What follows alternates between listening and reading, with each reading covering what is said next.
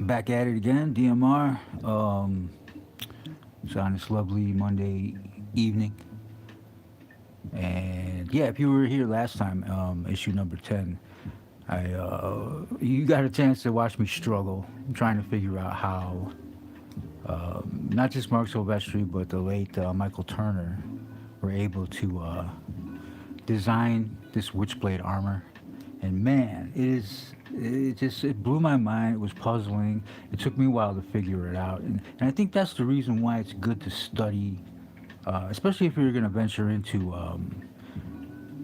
I guess, illustrating something that was invented by, in this case, Mark Silvestri, and it, it was really hard to do, and it's very organic, at least the way they do it. And it's hard to capture because it's like it's not from your imagination; it's from theirs. So hopefully, I did a good job. I'm gonna go ahead and start coloring this right now, and yeah, we're gonna try to keep this really short because last time I was here for quite some time. All right, we're using some chart pack. These are all alcohol-based markers, and I just actually should test this color first before I get put it down. Yeah, that's nice. All right.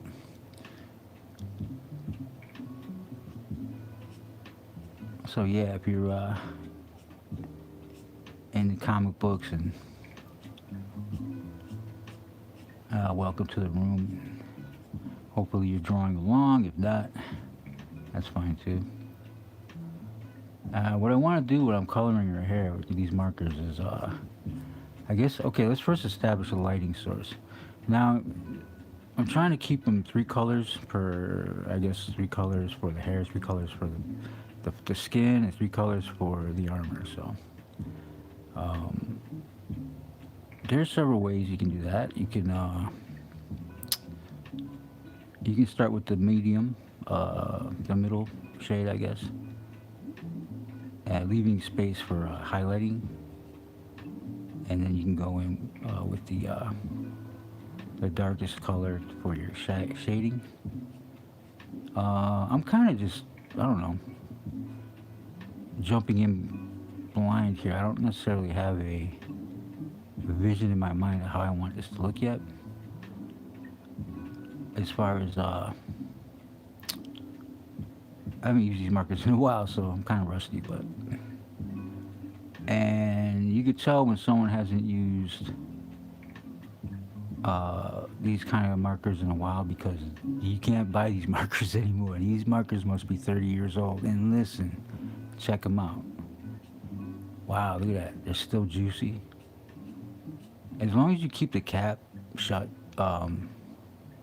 properly, and when I say properly, I mean when you find a hard time, when you struggle to pull the cap off, that means it's closed properly.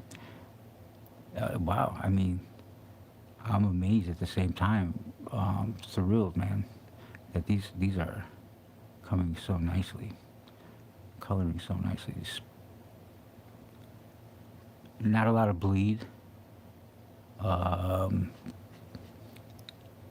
I mean, if I just pressed it down, then again, this is Bristol board, so Bristol board is good at not kind of absorbing, but not absorbing too much of the pigment. I don't even know if this is pigment. To be honest with you, I mean, it is pigment in the sense of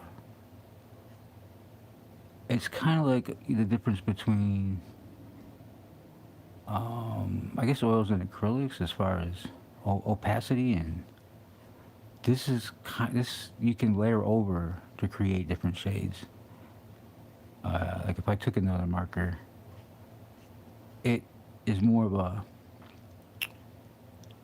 glaze than a pigment. I guess they work like watercolors, but there are things that you cannot necessarily do with these that you can with watercolor.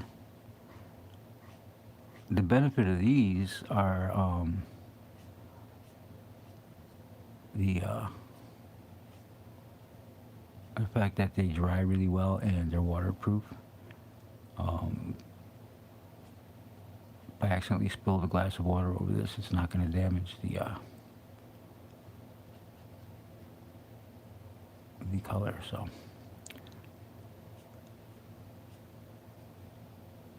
and you can see right here, you'll notice that on these particular parts behind her her armored arm there are darker. You're like, hey, why is that coming out a little darker than this right here? Because it's a different paper. This actually I pasted over what I had underneath because it got really. I was like trying so hard to figure it out. Thankfully I did. That I made a mess underneath there with just smudges and erasing and stuff like that. So I should have actually worked it out a little bit better on the scrap page or paper that I was using. Yeah, go ahead and watch that video. It's I don't crash out, but at the same time, I don't necessarily. It's not a big W. It's not a big W. So it's kind of a fail, but at the same time, look what comes out of failure. You need to fail in order to succeed. I don't want to say necessarily, but most often, all right, most often, and it's you always necessarily get closer to victory the more you fail. Because if you don't fail, I mean, you have to be doing something, right? You can I can just sit here and not do this, right? And guess what? I'm not failing, right? Because I'm not doing, anything. So it's just, I don't know. If you think about it that way. Not yesterday. Was it yesterday? I think it might have been yesterday when I live streamed. Yesterday, now thinking about what day it was, if it was yesterday, and I forgot my point. If I remember, I'll bring it up, but let's just keep on drawing. Yeah, I'm not a good philosopher, as much as I love philosophy. Is that redundant?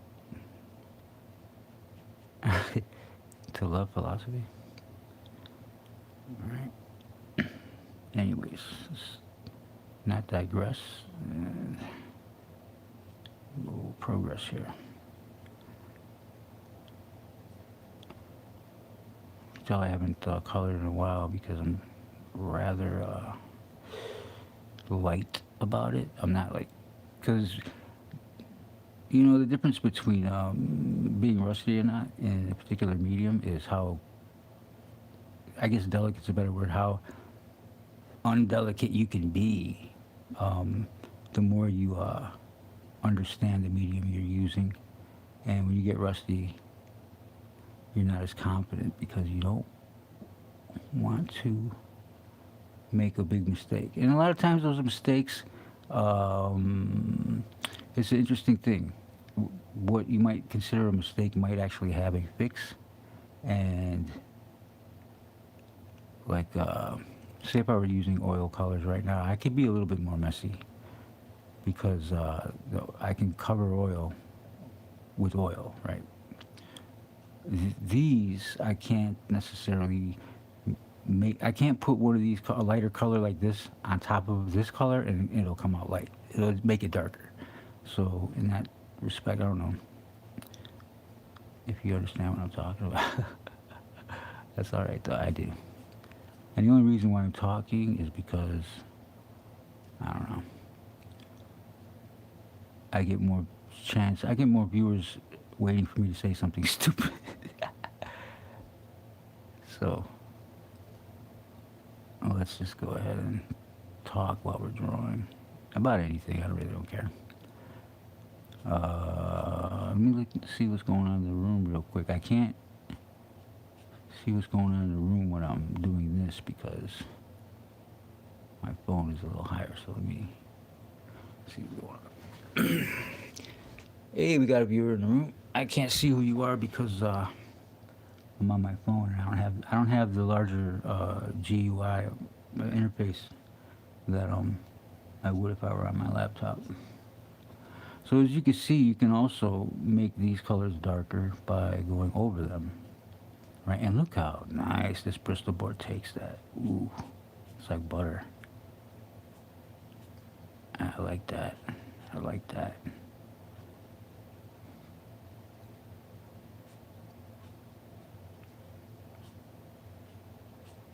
All right, that's nice. Yeah, I like the way that colors. The problem with this is it looks better. Like the moment, the exact moment you apply it,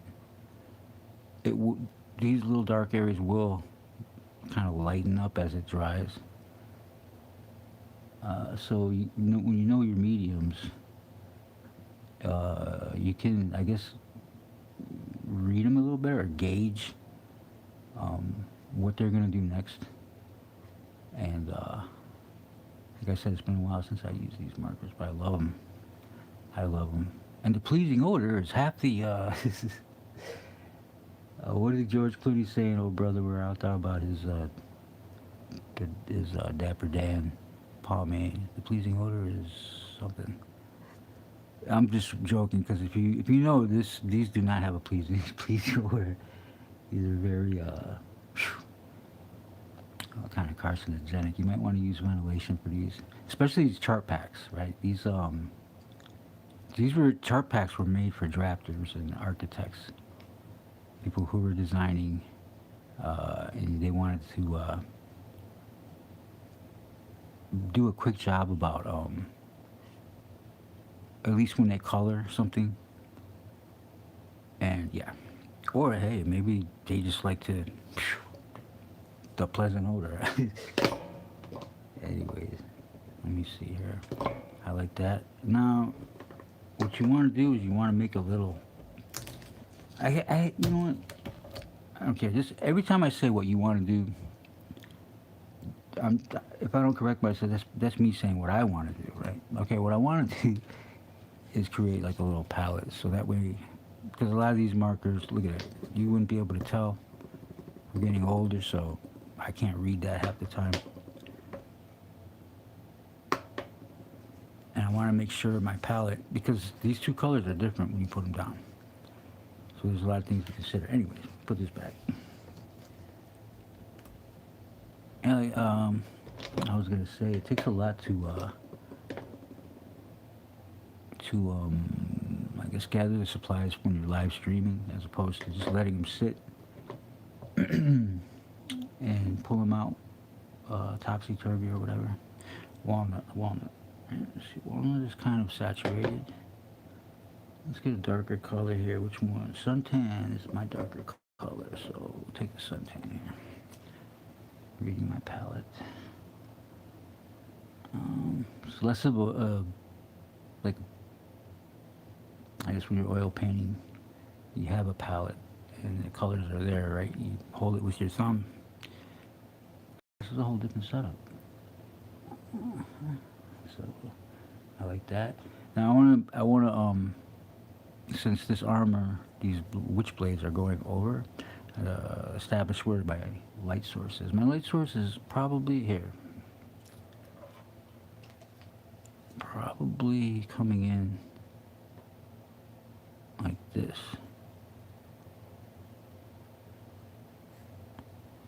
Alright. Come up this way. So let's keep that in mind. And it's coming up this way. It's not behind her, it's in front of her. So I guess the ellipse would indicate. Maybe, you know what? That ellipse is bothering me. It makes it look a little. Let's make it. Yeah, that's where the light's coming from. Right there. Right here. Alright. And it's coming this way. Then these will leave a shadow. Kind of. The drop shadow will be lower than those blades. Alright, so let's do that. And this might not, alright, let's see, this might not leave the shadow here. Leave it here, maybe?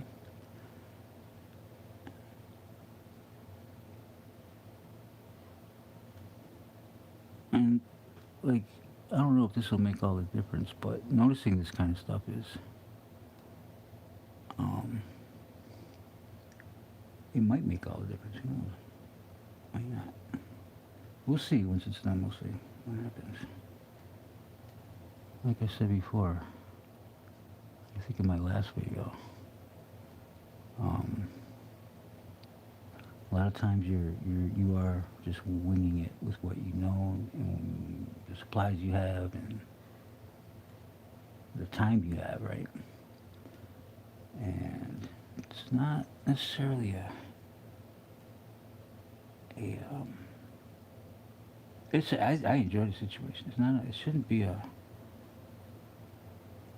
um, fearful situation like, oh no, I'm gonna mess up or something like that. Just enjoy it because it is fun, man.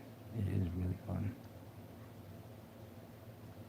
I know it could be if it becomes a job and that's basically kind of a good thing, right? If it does become a job that you can do something you enjoy and get paid for it, is that's the goal. That's the dream, I guess. But sometimes, right, you start taking it for granted, and you're like, oh, this could be a hassle. Then again, you might get a client that is could be I guess problematic, and that's the kind of person you got to cut off. And you're like, nah, you know what? I'm not doing this. Not gonna do it. Right? You got to play the um,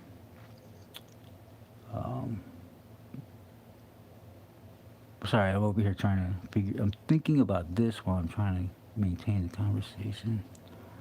You gotta be like what's his name, Plainfield, from There Will Be Blood, and just walk out the door when people start fussing.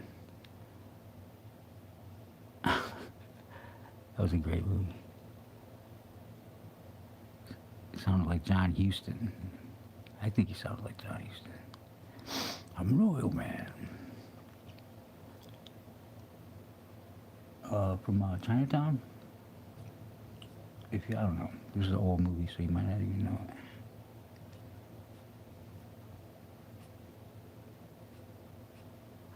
I want to get a little bit more. That. I'm paying attention to like leaving room for highlights as well. This way, so this usually when the hair it conforms to the shape of the head.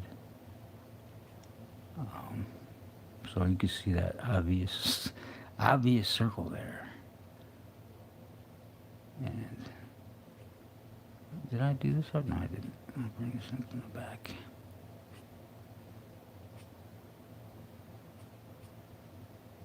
And I don't know, I'm just going to be really particular about it because I kind of feel like I should. I got down here, didn't I? See, it's difficult to tell, like I said, if I got down here because these colors, as they dry, they kind of blend in at the same time. So I guess I'm about to get fumed out in a minute, man. This thing's been open for a while, so I need to work quicker, right? Because next thing you know, you're gonna hear me snoring, passed out. Yeah, these are. Actually, I should have had better ventilation, but you know what? I'm just gonna go for it. Just do it, right? And now that kind of keys and messes up the shadows that I put already. So we'll just continue here. Yeah, figure it out as you go along, right? I haven't used these in a while.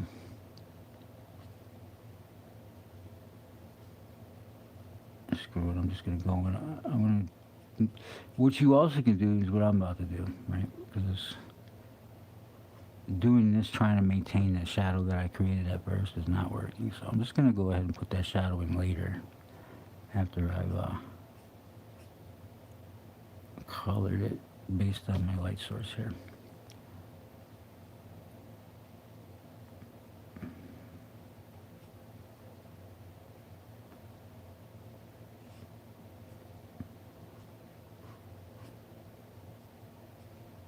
I used a little whiteout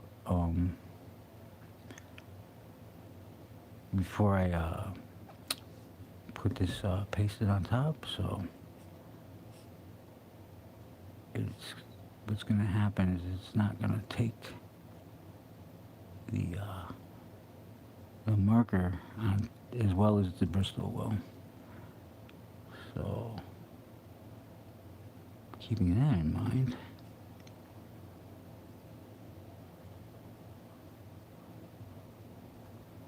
I do want to leave room for highlights, like white highlights. So I'm kind of like a watercolor, kind of avoiding certain areas to my best ability.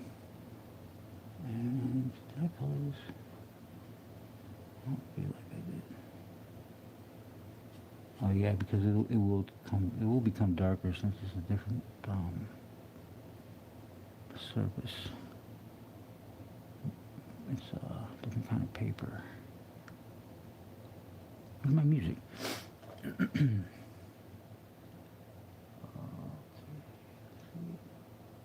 Who was I thinking about earlier? Oh yeah, I wanted to mention Dina Nortland.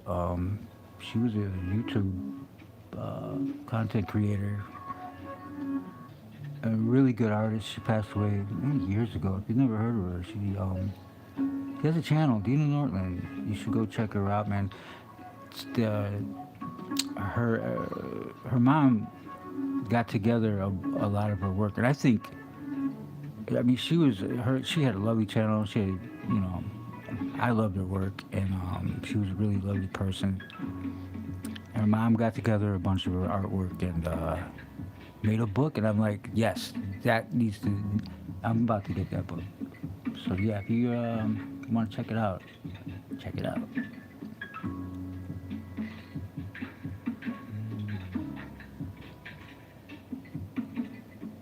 And you watch her channel, you don't even know, right, that she was suffering from cancer. Because she never talked about it. It just out of nowhere. I mean, I think she might have mentioned it once because she had showed up, after chemo, right? And it was kind of, she just talked about it in passing, right? And then one day, she wasn't uploading anymore. Spectacular. It was beautiful work. The colors were great. And it was all, mostly it was hand, like traditional. It wasn't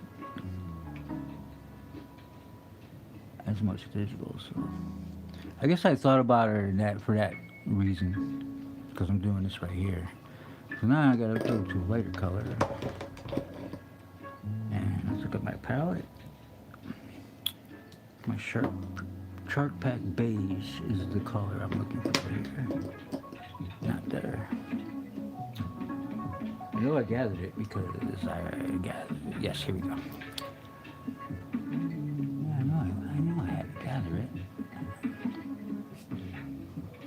As I was talking earlier about preparing for YouTube videos, it's different. So yeah, you gotta bear with me. Or not.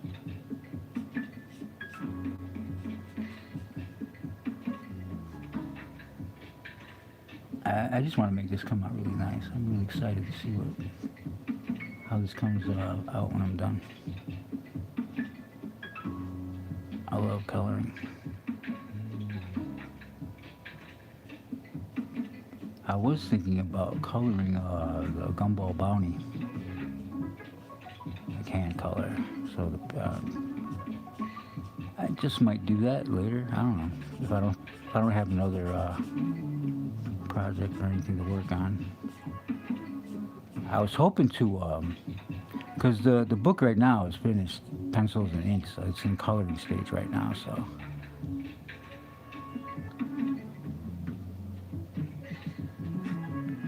digital, that is. But yeah, I was thinking about doing it by hand. Shout outs to Sia Holmes. She's got a new comic book she's doing now. What made me think of her was she actually does a lot of hand colored comic book. illustrations, and her stuff is excellent. You need to really go check her out too. If you're into comic books, independent is in particular, or any comic books.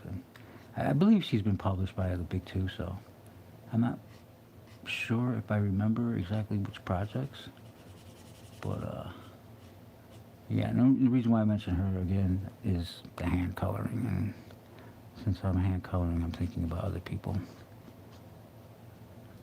who hand color. She's much more expert than I am now.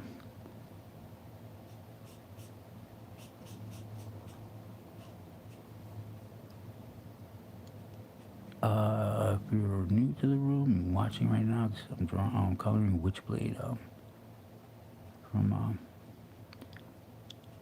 Witchblade, Sarah Pizzini.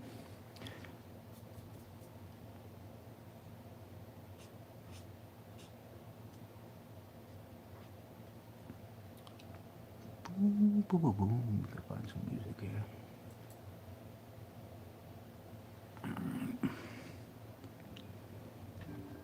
Yeah, I like it. I like it. This here is throwing me off down here. And as it dries, you probably notice. Maybe you won't. It gets lighter. I guarantee you, if I were to make a time lapse of this, you'd be able to notice it. Like, just get brighter as I move along.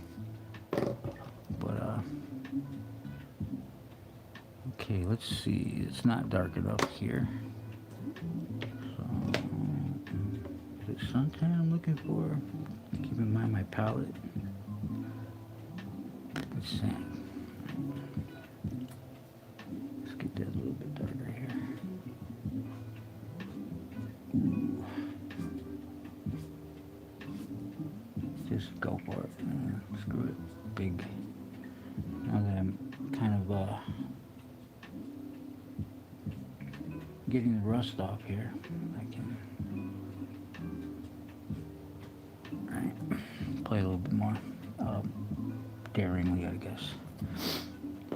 All right, I'm gonna leave that sit right there while I get to. Let me think. Should I go for the armor or the flesh tones first? How about the flesh? It seems like there's less now because the butt takes up most of the cake takes up most of the real estate here. So check out my flesh colors here. I don't really like to use, a lot of times, at least the markers I have, the flesh colors are way too dark and saturated. And when I say that, it's like, it doesn't look like real, like skin colors.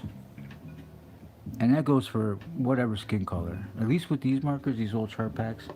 So they're really forgiving in that way, where they kind of lighten up, but at the same time, the colors that they here, I'll show you this if I can find it.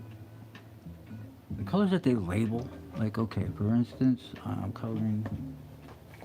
If you're familiar with witchblade, you know, she's a young white girl. I don't know if this makes any difference. You gotta check out witchblade. I can't necessarily describe her. Like, you have to see her. So let me find my flesh colors. You know what? I'm not finding them because I'm not using them, right? Or I put them in a different container. All right. Where did I put it? This is the magic of live streaming.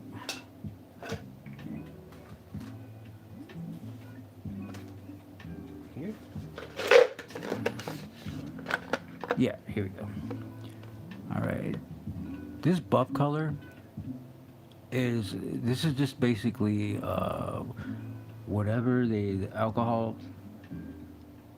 medium they use to mix the pigment with, so that way you could blend. It's kind of a blender. I try not to use it though because it also lightens everything up. It does blend, but it lightens. Here's a flesh color. It's more like pink. Oh, well, white people are pink. I get that, but this is, you know, look at that. That saturation is crazy. like 30-year-old markers. Look how crisp, like look how juicy they still are. I'm amazed. And I need a sheet. I don't want to call it a palette because it's not necessarily a palette, but I guess we'll say a test sheet. Right? But it's got to be the same. I did leave a space down here, so we'll use this as the test sheet or test. See, look at that. That's not. Ooh, it has that skin color, right?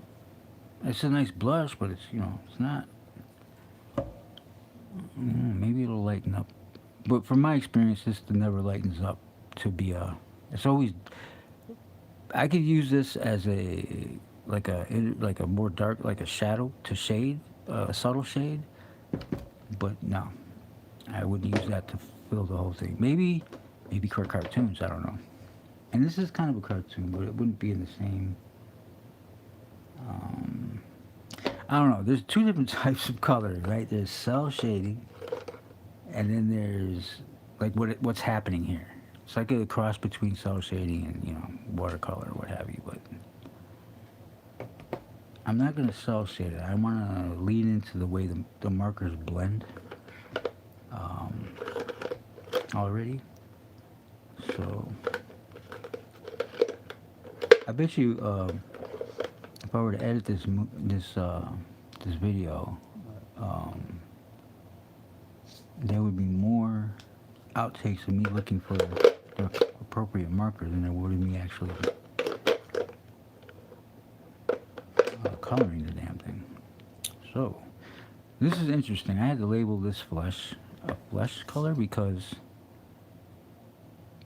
it was originally a warm gray 30. Now I've used several warm grays, and this right here is definitely mislabeled, right? Because you look at that. You can't get that. No, this ain't a warm gray. It was mislabeled. I actually had to refill it as well. So it's a little lighter than I wanted, so I'm just going to put it to the side. And blonde wood is another one that's a good flesh color. You wouldn't think so. You'd think, unless this also was mislabeled. It kind of looks like blonde wood, but, and it's light enough for me to test it here. All right, look at that. That makes a pretty good flesh, or light tone of a flesh color, right? So we'll also put that here.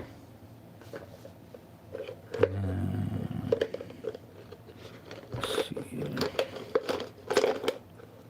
This is pink rose for, blush areas. This is way too orange saturated. But I put it in there because, it is a slight flesh tone. At least it is for me. Alright, these are. And sometimes you can also put like a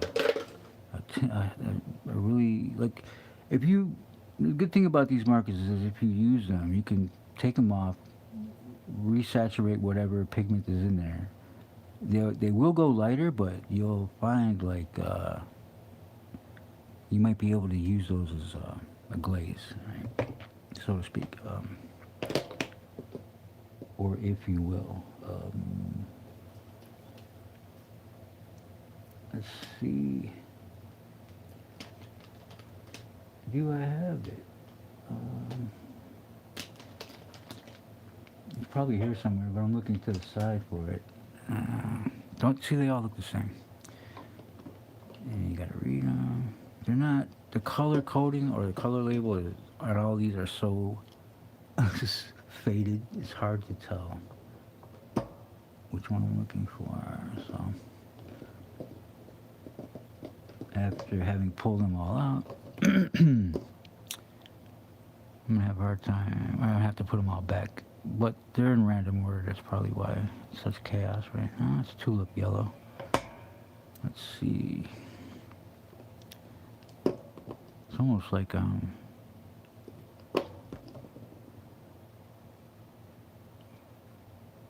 sand color, is it? Because I did refill it. Let's check it out. Yeah, so if you're joining the room, watching. I apologize for what. This is what it is. This is what it is. Alright, this is a good flesh color. So I'm going to go ahead and start her neck maybe, right here. And then we'll get into her face. Let's try to do it as quickly as possible. Let's try it in sections because a lot of times if you don't want streaks. These markers are actually pretty good for not getting streaks, but at the same time, you kind of want to use them in the same way you might use regular alcohol markers. You got to do it fast so you don't get streaks. So let's go. And this is actually kind of light. I'm definitely putting darker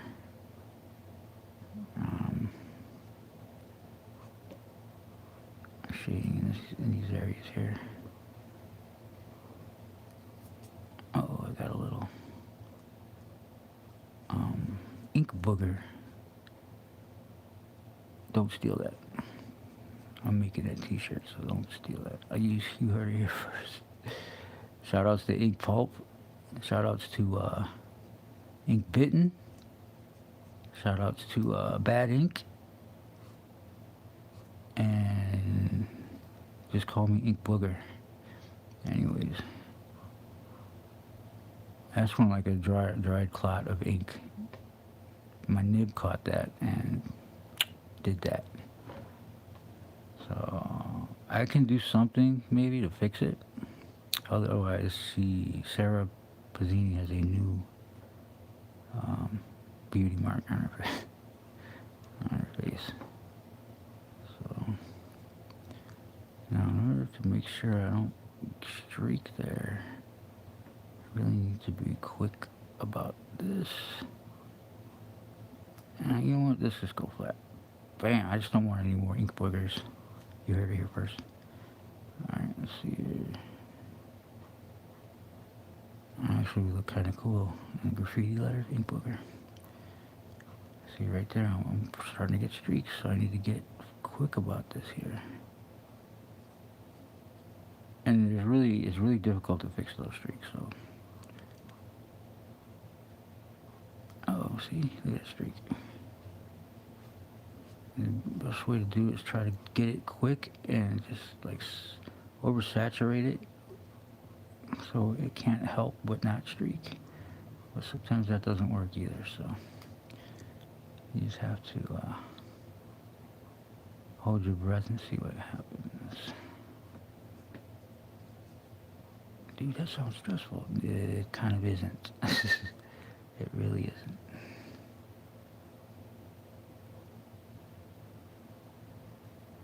And if you're a perfectionist, then it probably will be. Yeah. And you want stuff to look nice, but you know.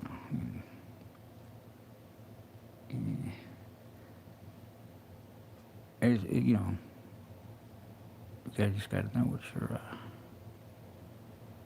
how to use your tools there.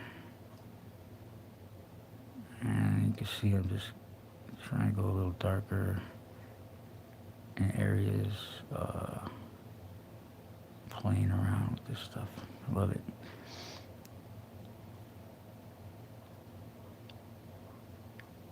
Wet on wet, these markers here, wet on wet, blend a lot quicker than if I were to let this dry and then go back over it with the same color, it probably won't blend as much. And that's what, you know, now they call streaks. But you could also use it, right, to make honest or what am I thinking about? Honest streaks, right? Or you know, hard edge streaks in the areas you want. So you have, like, I guess that's the good side and the bad side of them. Good side. Anyways, okay. Where did I put that again? Where did I put it again? I must be, I'm gonna have to watch the video. over again because I lost it. I shouldn't have put it down, man. I shouldn't have put it down. I should have just kept going. Now I'm looking for it again. Mm-mm-mm. It was...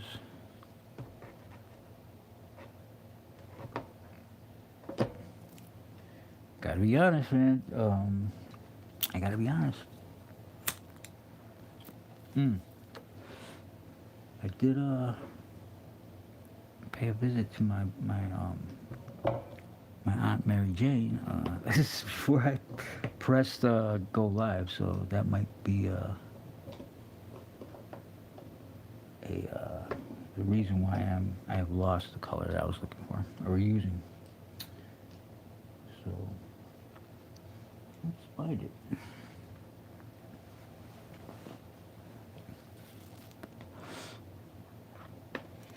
Yeah, I can't. I honestly I can't advise against doing that because it's nice. It's nice to do. But yeah, don't drive. Don't handle or operate heavy machinery, and don't do what I'm doing right now. I think that I'm gonna keep this one on the table. So what color was I using again? Like I said, they're hard to keep track of because they don't, I'm gonna have to test them. Yeah, and if you're working in a professional environment, right, don't, maybe get a little further in before you spark up. Let's see here. This is lovely.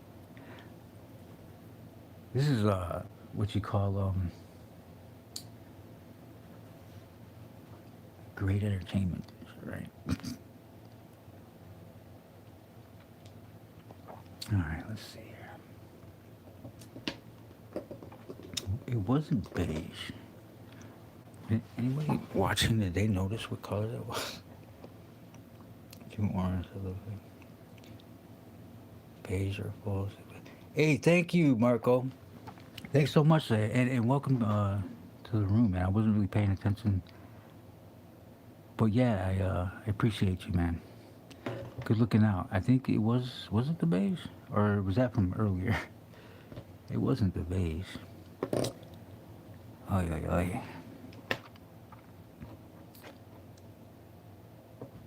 I honestly would not make this mistake if I were in the studio, because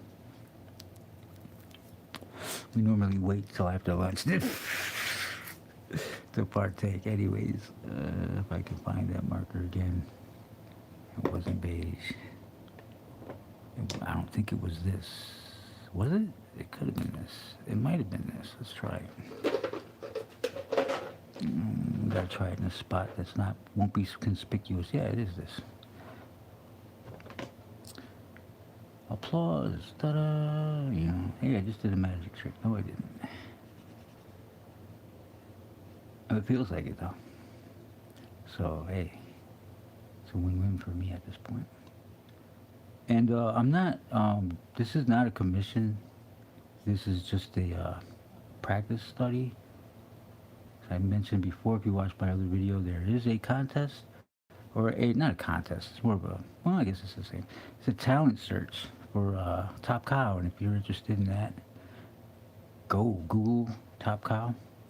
I'm throwing my hat in. I have not yet. I guess this is just me trying to become proficient at drawing her armor and the character as well. I think it's a good idea if you're working on a project, get familiar before you commit anything to the page, or not, well, this is kind of a page itself, but commit anything to the actual pages, the scripted pages. So that way, because a lot of times if you're drawing something, and I've done this, and sometimes you want to do this on purpose, you want to lean into, like, just get it started, right? And then feel the character out. I think it's better to make sure the character is already figured out, but if you want to fly into it like that, you can do that as well. Just make sure that when you draw the character, you kind of leave it open so that if you do decide, oh, you know what, this character would look better with, I don't know, a different, like for example, like Gumball Bounty. When I started her out, she was meant to be wearing kind of like a spacesuit, pointy spacesuit, kind of hat, and my my girlfriend said she looked like a vampire, right? Because she thought the hat was her hair, right? Because I had colored it all black. So now I made a point to make the hat. So yeah, thanks for that, Cal, for that information. She did, because I'm looking at it from my point of view. I know, and I'm not going to show you an example right now, but I know that this character, what they're wearing, but I wasn't aware that, anyone would think it was, hair and it looked like a vampire. So I made sure to correct that, and now you can tell that she's wearing, I actually made it more of a pilot's hat. Then I guess, really, I don't know, those little, really close, tight, oh, good. That was eraser. That wasn't an ink booger, that was an eraser, ash, I guess, ashes, crumbles, dust, eraser dust.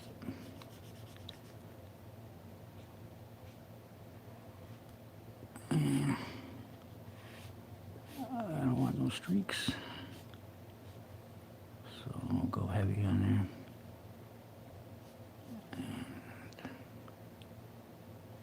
Try to remember exactly where the armor goes. Becoming familiar with this armor is going to be very interesting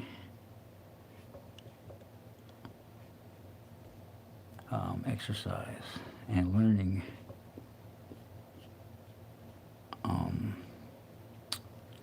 I guess a lesson, learning. Because, yeah, basically what they want is, I mentioned this in my other video, but if you're new to the channel, I'll mention it again, about the talent search here. They want 8 pages of Witchblade, a scripted story. They want 8 pages. I mean, you can either do that, and then they have another one.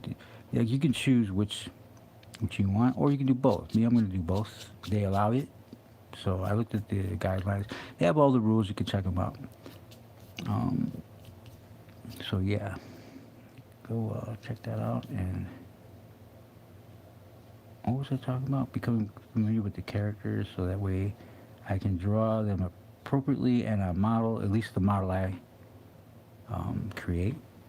Not necessarily create. It's based on there. It's I guess, how I'm going to draw her. I want her to always look like this. It's difficult. The interesting thing, there's a thing called same face syndrome, where every character you draw is the same face, right? And when you're working on comic books, that could work, because sometimes you don't have as much time. But then again, you can get good enough where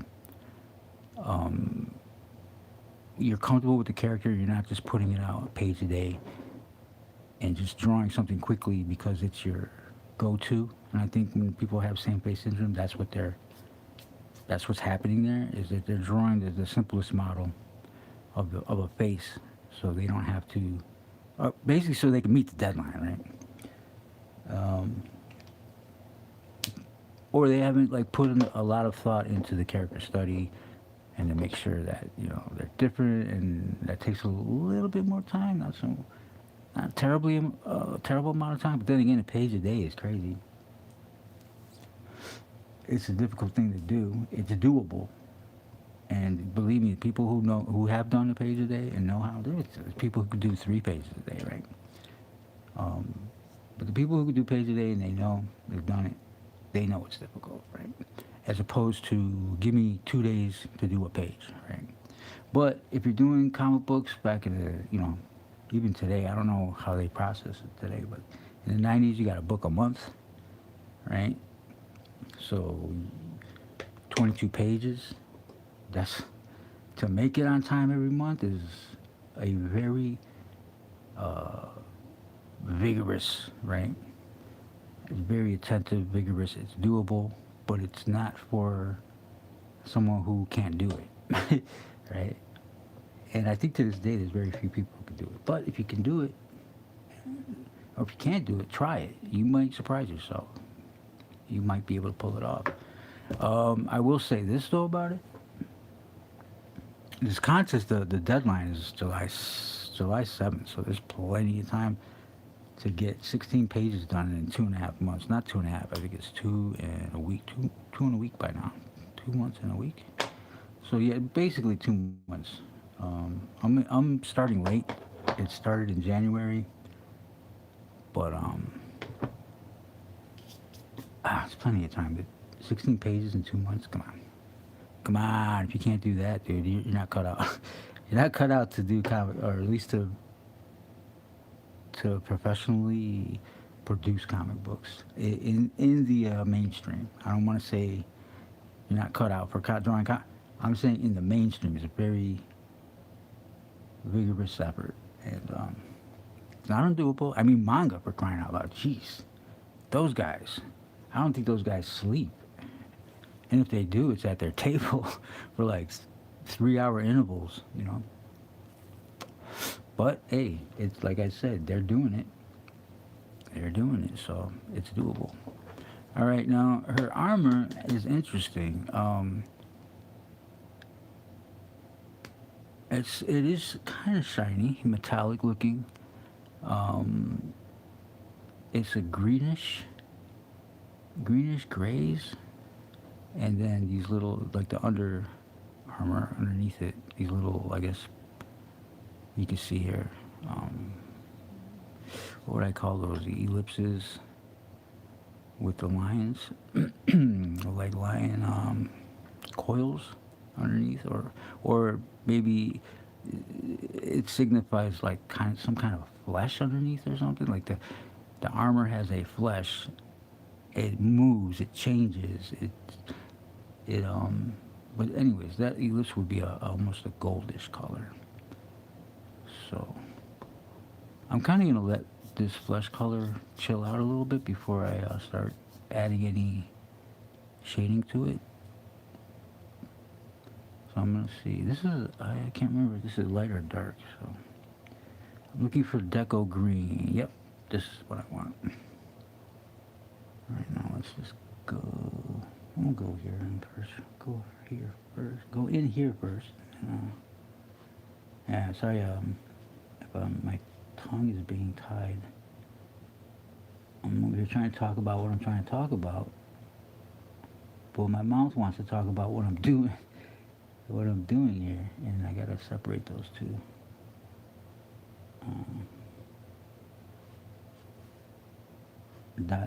I guess monologues.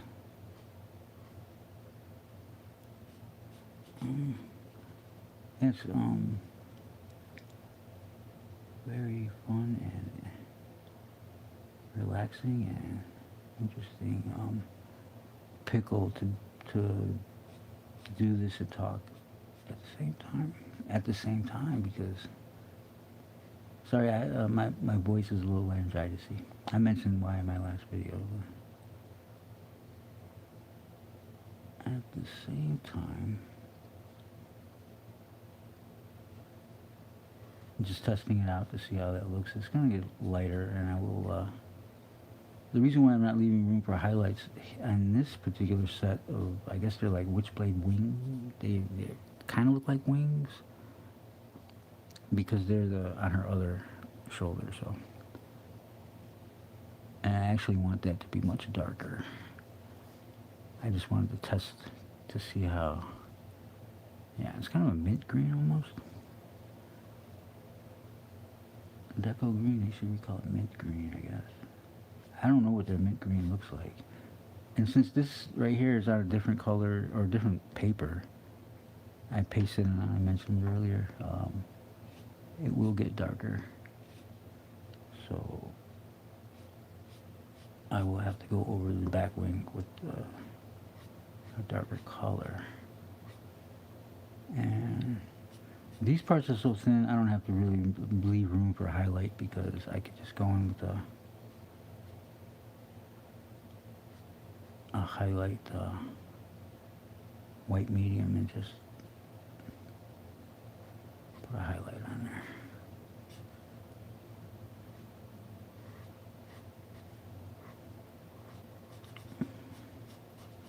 So let me see if anyone else is in the room. Yeah, there is. Oh yeah, Marco. Yeah, I don't know if you're still in the room, Marco, but yeah. Hey, thanks, man.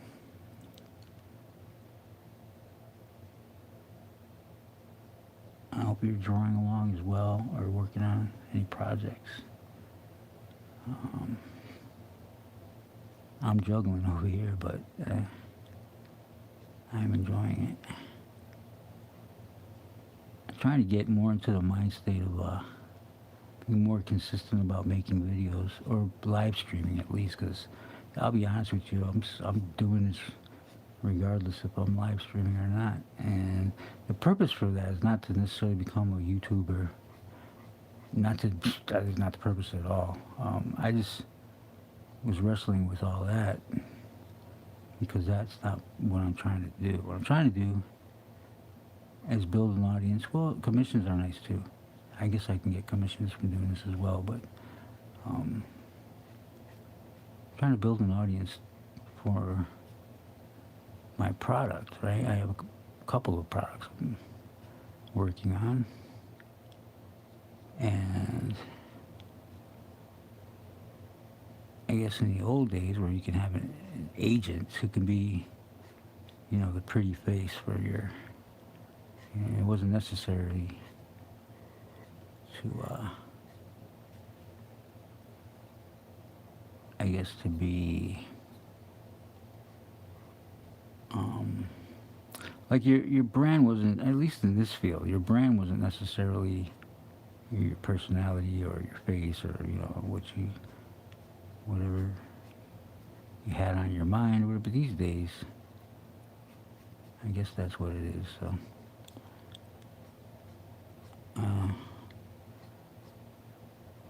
I'm doing it regardless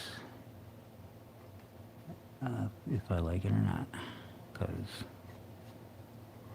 like I mentioned before, I was watching White Manga. He made a video based on this author, bestseller author, whose books have been made into movies. And as much as I don't, you know, not necessarily stoked or motivated to do what he mentions, he says, oh, these days, if you want to sell anything in the creative fields, like books, movies, art, you have to become an influencer. And I'm like, what? And I guess, you know, if I'm going to influence somebody to buy my product, I have to let them know that the product is good. And, you know, I guess the person who's working on it is, I guess, not despicable. So, and yeah, that's, you know, so I could say, yeah, I'm totally despicable, but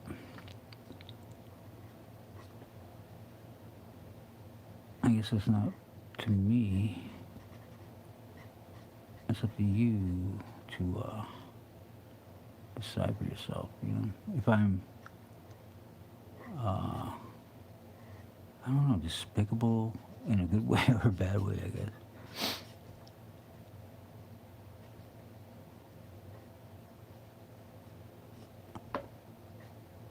So we're thinking about something to talk about while I throw around these colors.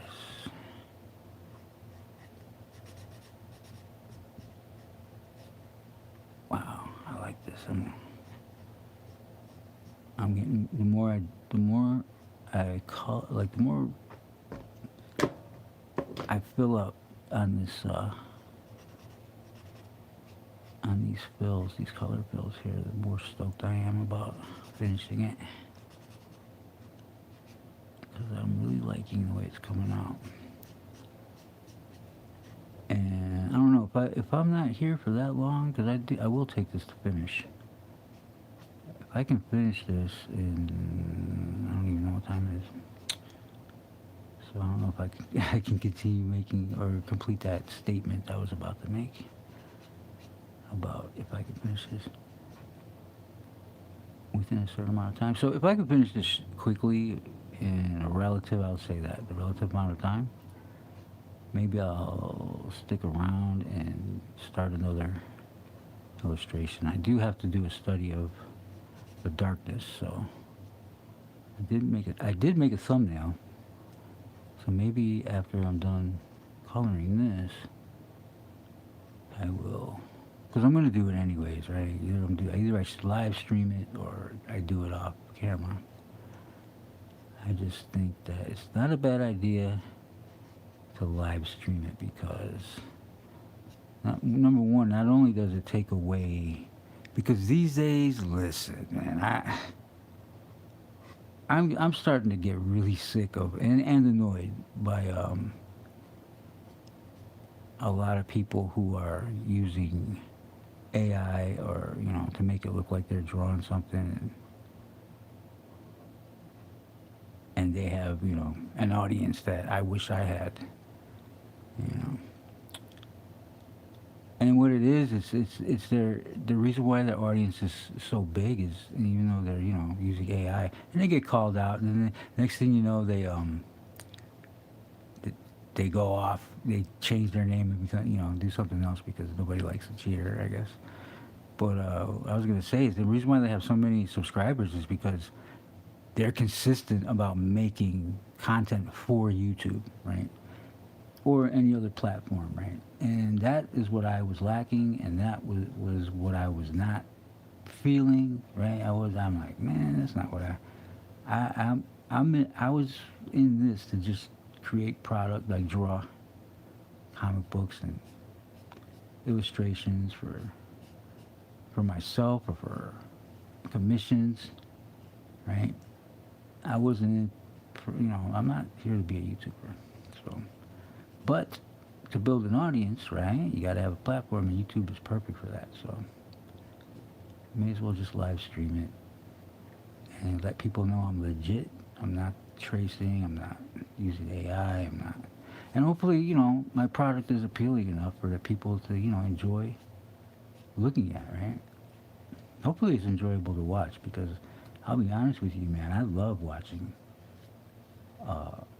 people draw. Oh, but shout out to Dave Finch. I watched him earlier today. That's the reason why I wasn't on earlier. It's because I was watching him live stream. He live streams every Monday. I don't know if I've already mentioned that in this video. But yeah, I was watching him, man. He's excellent. He did a Batman that gave me orgasm.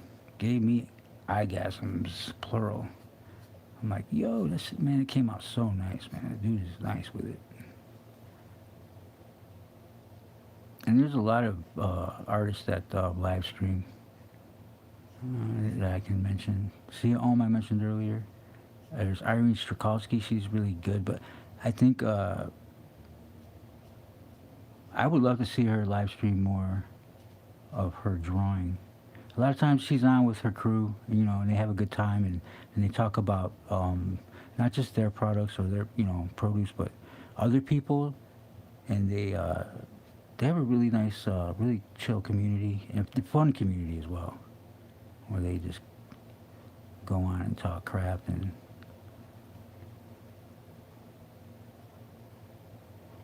now, see that crew right there, they're definitely much more funner to watch than I am. They could, like, they all got nice personalities. Mine is kind of, I mean, I come to the table already a curmudgeon, so not necessarily about, I'm a wet blanket. I've been called a wet blanket. I've been called a a jar of ants and a picnic.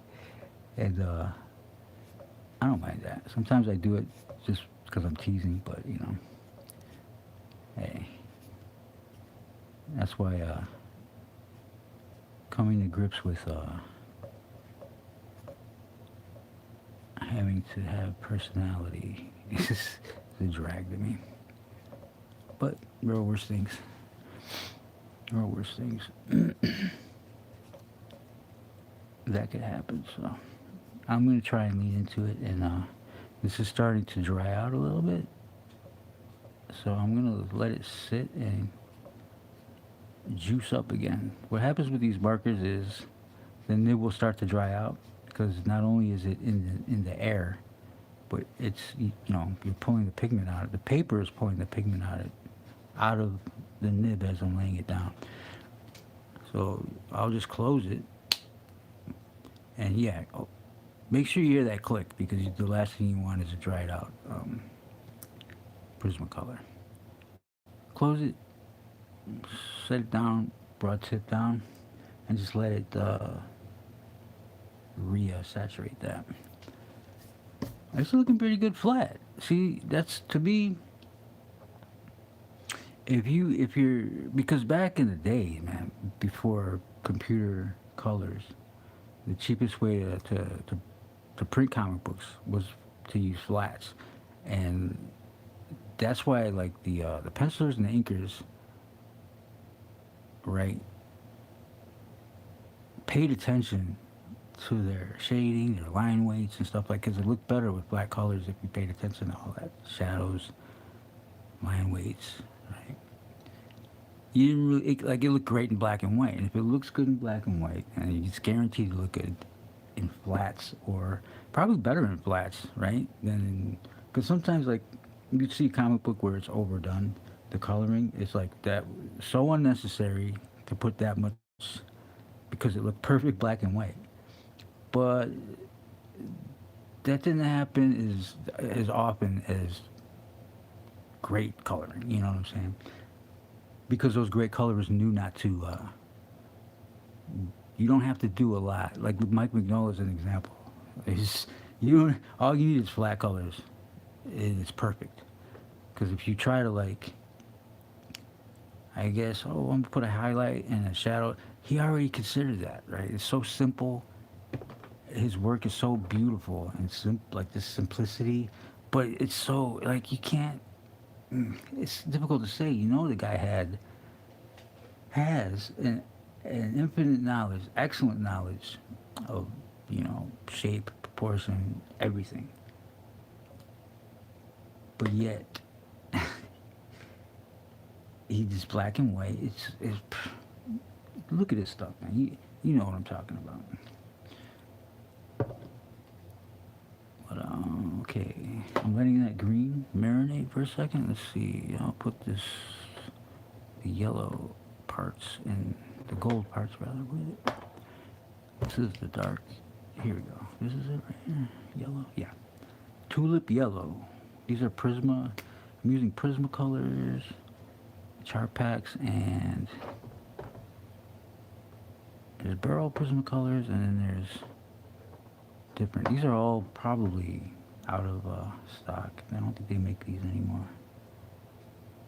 I think these are, and if they do, I have not bought them in a while. I think they make them with the brush tips now. I do actually have I think they do make them still, because I remember buying a couple last year, and they had a brush tip on them. And I'll be honest with you, I wasn't feeling them, the brush tip.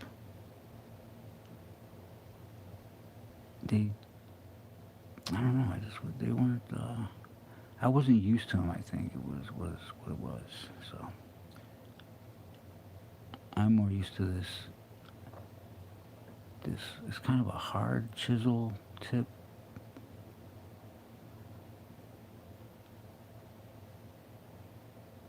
And the brush was just laid down too soft, I guess. I didn't know how to manipulate them. Manipulation. All right, so I like the way that's looking.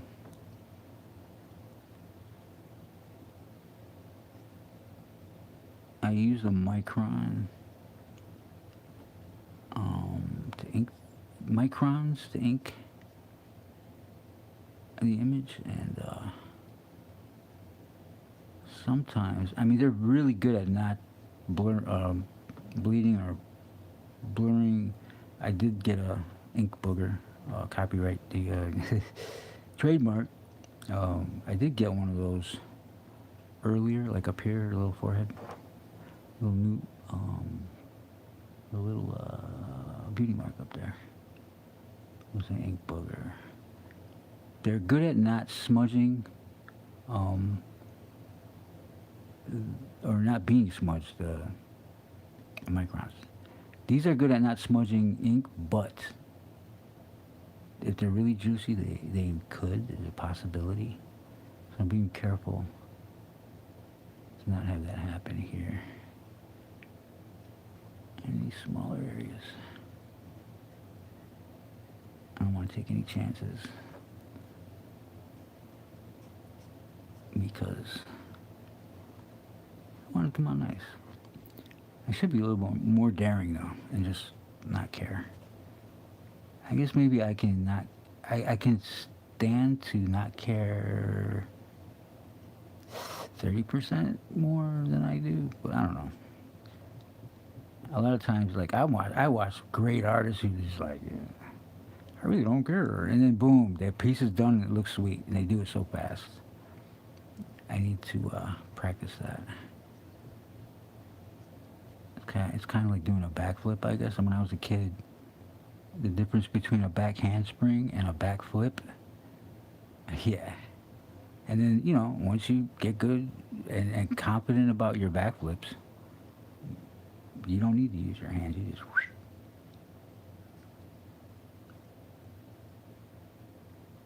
I could not do that today. I could never do a backflip today. I'm too old. Not to mention, when I first did a backflip, I was like, yo, that was great.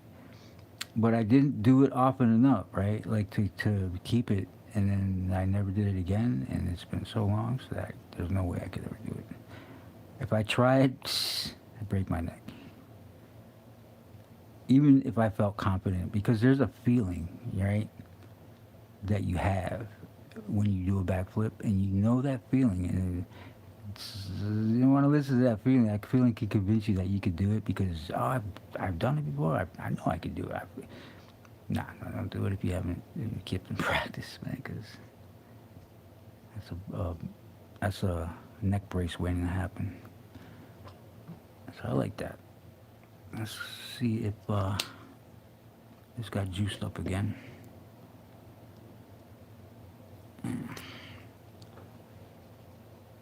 Kids, man, they can do amazing things, man. When you're that young, backflips, man, all kinds of crazy shit. You can run without getting tired for miles.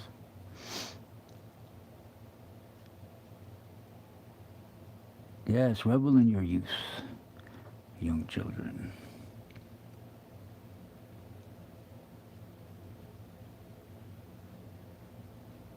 While you got it, while you have it. Don't do anything dumb though. Like, make sure, don't be stupid, because you can almost feel invincible when you're a kid. But I'll be honest, man. With my buddies, man, we used to play fire escape tag. And at an old elementary school when we were kids in the summertime or after school. And this kid fell. I'm talking high ceiling classrooms here, right? 2 stories off the, he was the best fire escape tag player ever, because he would go outside of the fire, like the stairwell in the fire escape, and he would monkey down and just like jump, and he was like Jackie Chan, right? Obed Cortez was his name. And yeah, He was that good, but man, he slipped. Ooh, fell 2 stories on his butt. I don't know what part of his butt onto the asphalt at the bottom of the parking lot, and he you got that little, what do you call it? That like he lost his wind, got up, and it was fine. I mean, he didn't get back on into the game. Saw him the next day, right? And he was, that's the youth. You be careful though. I thought he was gonna die, man. When I saw him hit the ground, I was like, "Oh shit!" Oh man, not to laugh, but the only reason I could laugh about it is because, bro, he lived, right? And he was fine. I don't know. I haven't talked to him in years, so I don't know if it affects him. But I've known him through. I knew him from that day until high school. And that day, I think we were maybe like in 5th grade, so we were not even 10 or 11 years old. And maybe we were 11, 12. It wasn't 5th grade. I think it was later. That was like sixth grade. And I knew him all through high school, and he never complained about his back. He just seemed fine. But you never know, right? That when you're young, you don't go around, my back hurts, my back. So maybe it was a little hurt. It didn't seem like it was to me. I should have asked him, but I didn't. But I wonder if it, has any effect in his later. I would think, all right, when you're young and you take a fall like that, right? Even if you break your leg, when you're young like that, man, your healing powers, bro, are like Wolverine. So, and of course, if you've ever broken a bone, I have not, but if you've broken a bone, people I know who have broken bones, and the doctors say that when it heals, it's that break, it'll probably never break there again, especially if it happens when you're that young. I guess in your teens or whatever, preteens maybe, teens, all the way up until, maybe your 20s. When it heals, it's a lot stronger. So you might not have any pains from it, right? Some people might, I don't know, depending on the break or whatever. Anyways, just wondering if, just thinking about my dude old Beck Cortez and reminiscing, because I ain't got nothing else to talk about. And I knew it related to something I was doing, I just can't remember. And that's fine. Alright, so I like that, it looks nice. Let me get those. Maybe I'll leave those gold, those little finger. Here are fingers, as you can see. And then, like these little witch blades that come off here and there. I have some coming off of her finger, kind of Freddy Krueger-like. I think I mentioned how I believe I have the gist of her armor now. Right? I did not before. If you watch my last video, it's just a debacle of me trying to figure it out. I spent 3 hours. Right? I did the figure in less than 10 minutes. And it took me the rest of maybe 2.5, 3 hours to figure out how this armor worked. And I'm better for it. I have the gist, and I'm ready to go in on them pages. Of course, after I'm done doing this, and get to work. I have not read the script yet. Scripts plural. But I was watching another Dave Finch video, and someone asked him a question about the contest. And I don't know if Dave had read the script. It didn't sound like maybe he did. But he did mention that they're going to put in scripts that have a variety, right? So you got to know how to draw panels of just people having conversations, right? And make them not look boring, which is very difficult to do. Unless it's a heated conversation, right? Then you can work with that, right? But if it's just a they're just sitting there having a conversation. In this particular, maybe cafe or at home, their living room, you have to make sure that when you draw this, the backgrounds show you where they're at, and like you can't just like leave a background blank and have people know that they're in a particular place. A lot of times, and you could cheat this too. A lot of times you could do an establishing shot within that scene, right? And then you know what? You've probably heard this all before, so. I mean, if you're in the comic books and you watch a lot of comic book, shout out to Ink Pulp again, they mention similar stuff. I love it myself, to listen to shop talk, and they're much more funnier, funnier than I am when they have their conversations, because they're very entertaining dudes, and they're really lighthearted guys, and they're excellent at what they do. Shout out to Mateo Scalera and those dudes over there, because I love their interviews with other people, and their shop talk is great. And if you've ever worked in a studio environment, I mean, I'm not sure if they work in a studio environment. It's kind of simulated studio environment, because they're online, on live stream, and on, you know, what do they call it? Group, whatchamacallit? Streaming? What's the word? See, you could tell I haven't never done it before. When they do that, yeah, you know what I'm talking about, though. So in that respect, it's kind of a studio-like vibe, even if they're not in the same room, because they draw live as well when they make their videos. So yeah, check them out as well. Good content, really fun, lighthearted, and like I said, I love watching people work. When you watch people, to me, it's amazing to watch those guys just throw something down, and within this short amount of time, and to see it come together is like magic, you know.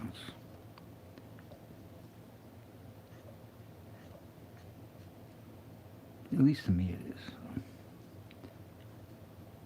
And if you're interested in doing the same thing, you might learn something, you know. It's always good to learn. It's always, I don't want to say good, it is good to learn. I don't want to say it's easier to learn watching somebody do something, but you do pick up on it, right? You do learn something, so it is good to learn that way. There are several ways to learn. Disclaimer, I'm not a teacher. I don't do tutorials. I don't necessarily teach, but I do talk about what I'm doing in my process. If that's in any way helps somebody, then hey, good. That's a good thing. So now I want to go into the shading a little bit more. I forgot I wanted to leave that elbow, the gold, but it's not bad. I'll figure it out.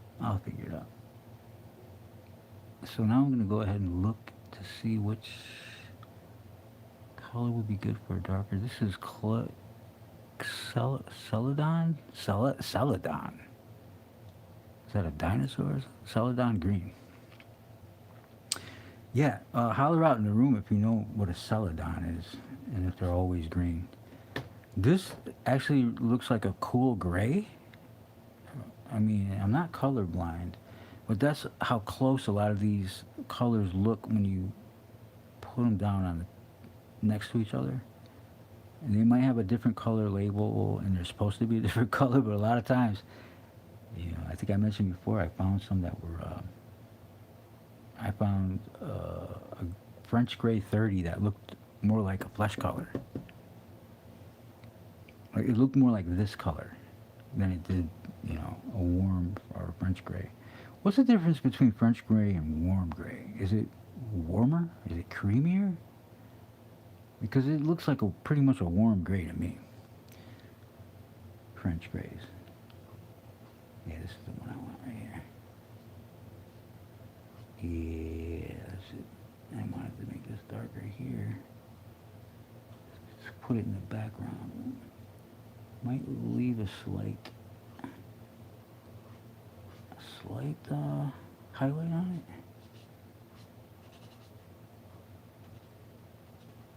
But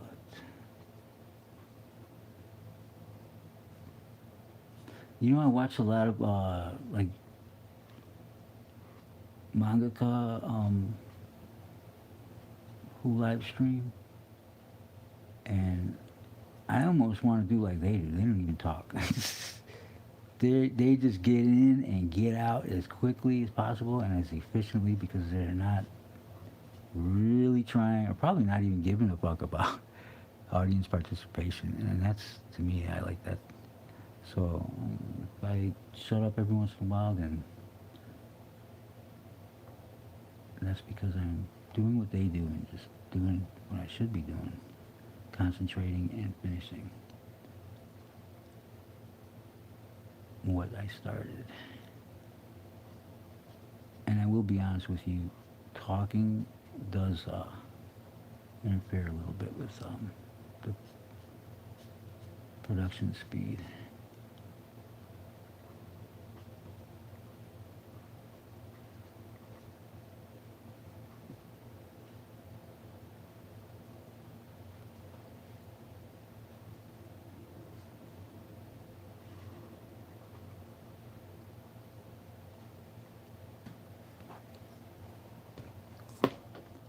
Alright, now I'm on a light source. You know what, that light source might even... No, that's right, that's right. So that means this will be strong shade here.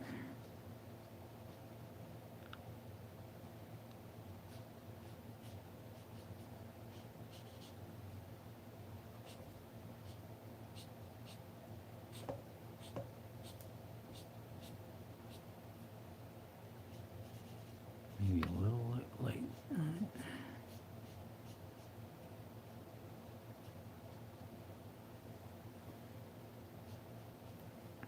This one looks like it probably doesn't get any highlight on it.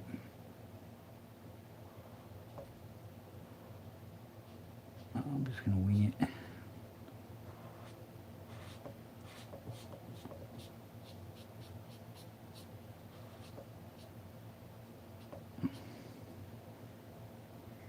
Here.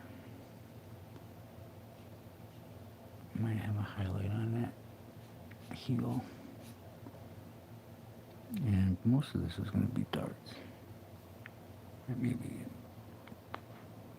here.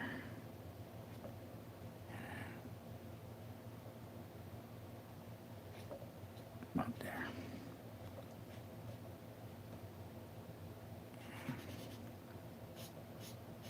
Maybe we'll leave some of that underglow there.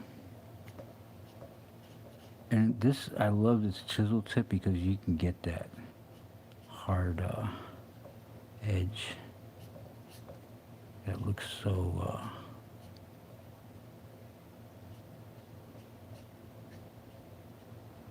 looks excellent in my opinion, if you can get it right.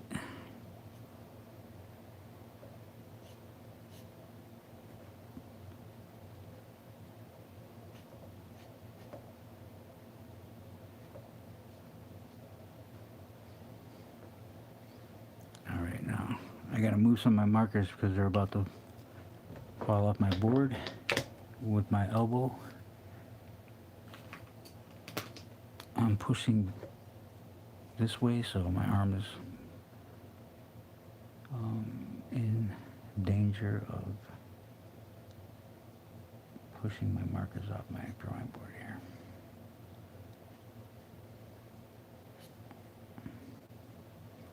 I might can afford to make that a little bit darker too.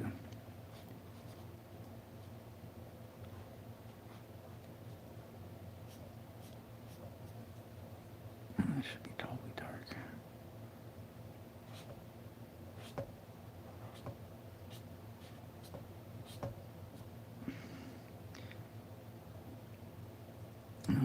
feel like this one is fine with that highlight there.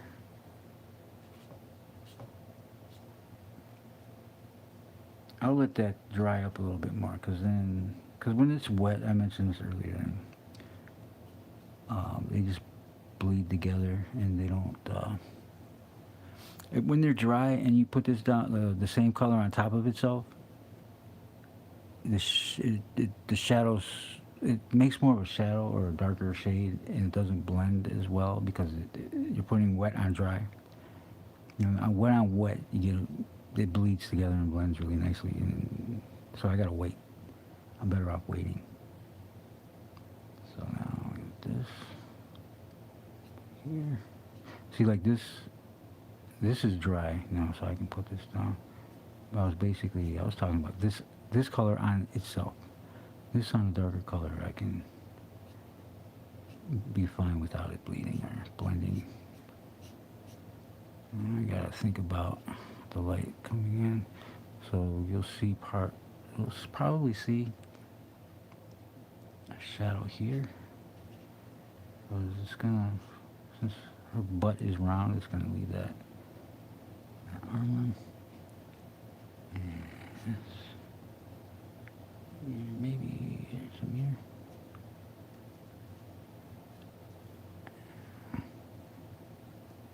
Leave a little sheen there. And just get in there. Work it out. It's probably casting a shadow there. That would be shiny. This could actually be dark though, darker. As long as I keep this shiny a little bit more, and all that will be highlight. For the most part. But I want to catch shading of the armor as well. Right, so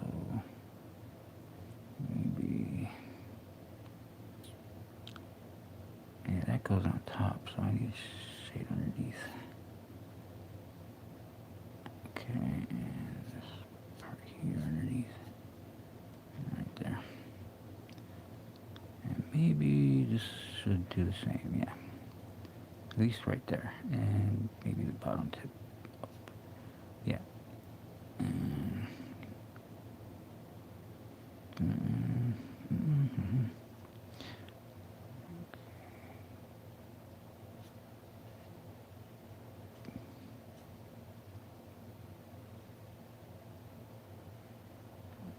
Yeah.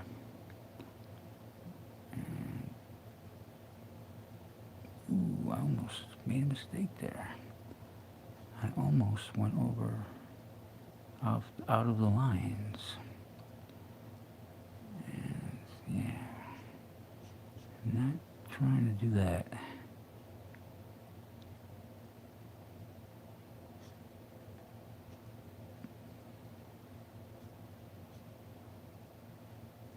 Okay.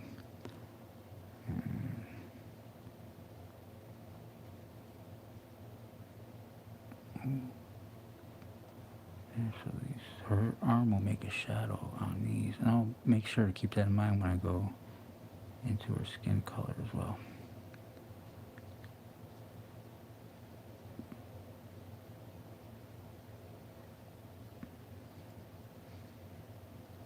Now, you can actually use, if you're using Photoshop, or I haven't used it, I use Photoshop. I don't have, so I might not be remembering the names of any other programs, like, was it Manga or Clip Studio? Yeah, Clip Studio.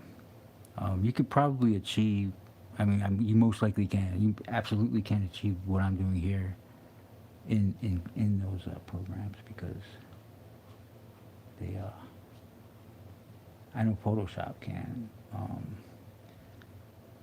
So yeah, you can achieve the same thing. So if you're using digital, I'm not sure what brushes you would use to, or what techniques or what kind of, filters or whatever you got to go, processes to go through to achieve what I'm doing here with this traditional medium. But you can. I'm pretty sure you can. So.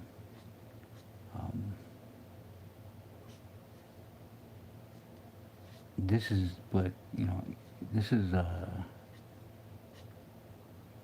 traditional method right here. Alright, so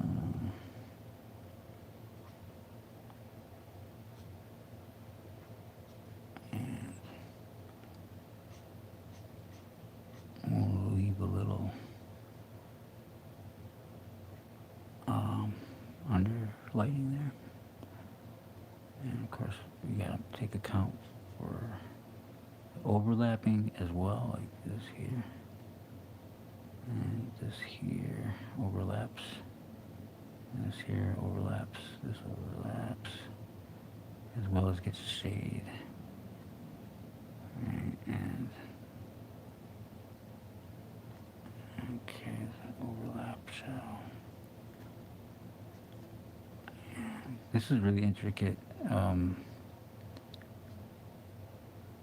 design that Mark Silvestri and Michael Turner have created here. And I just got the gist of how to draw it. And now I'm having the very interesting time figuring how to color it. I feel like it's more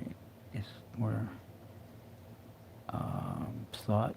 The things you have to keep in mind when you're coloring it comparatively.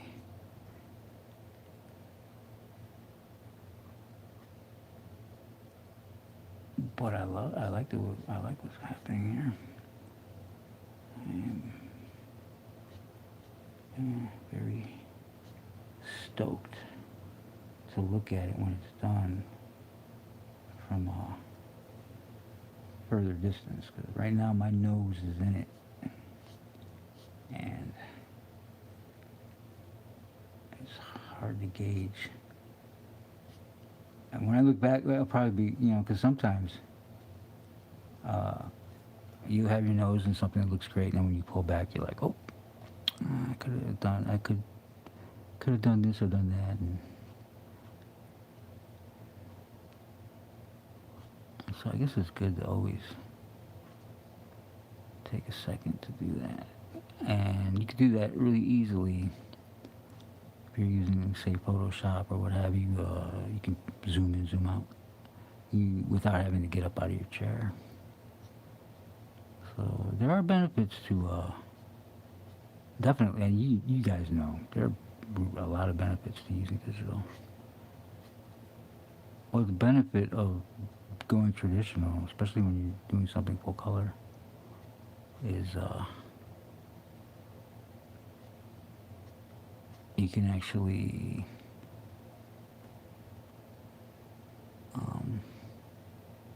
entertain selling the piece more readily because there's a one-of-a-kind piece you have, and somebody might be interested in purchasing it. So you can make prints of digital, and I guess in that way you can sell those.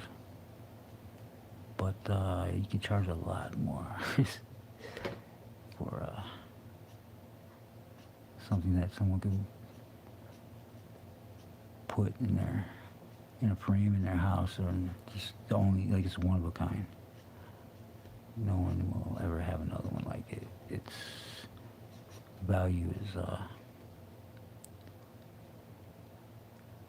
I mean, it's subjective at the same time, but I think the value is more fungible. There you go.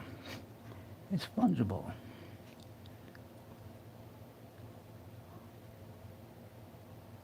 As opposed to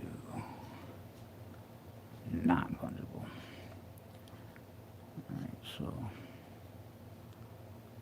what else here? establish non-light when the light would not hit that part. But I do want a secondary core shadow just to make it look a little shiny. I'm gonna put one here too. And that might lighten up more than I want it to, so I will keep in mind if I decide to go over one more time, give it another go. But I really like the way it looks. It's coming out pretty slick. I'm happy with it thus far. Probably here a little longer than I wanted to be, but that's okay. I'm not even going to look at the clock. I'm just going to go and do it and see till it's done. Let's see here. I need to find a good color for shading on the skin tones here.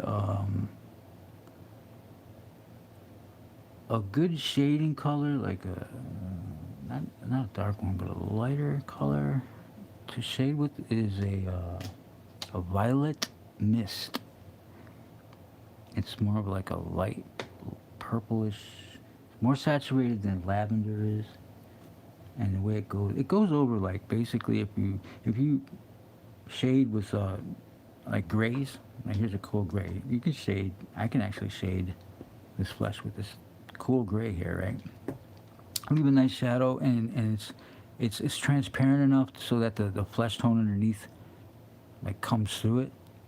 So it changes the color and effect of the gray, but the gray is a little bit more muddier. And if you use something more purple. Like the same value as this cool gray 30, a violet mist. It's the same value, but it's a little more saturated. It has color in it, and that makes it more vibrant. And that's, I guess, color theory. You tend to use more grays to shade your saturated colors, even though it lends itself to the color because it's transparent. It's not as vibrant. It's more muddy. So I don't know. That's just another thing I've noticed when I use colors. So try it out. Use a gray, use a purple, and it works with cell shading in your digital program too. Okay? I could use a light purple in that same value, right, and it will lend itself to every color that I put down. I can use it to shade this brown. I can use it to shade the flesh. It will shade the way this looks, this darker green look.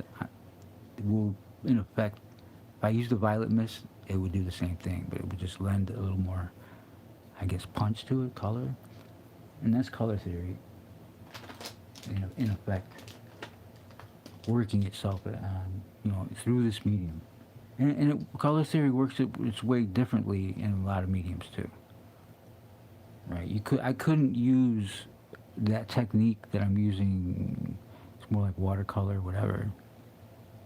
Like on let's say a mural, an aerosol mural. If I were painting, those colors go on opaque. I would. If anyone's done this, like they have Molotov. And there's different brands in Europe that make excellent spray paint, man. It goes on like butter.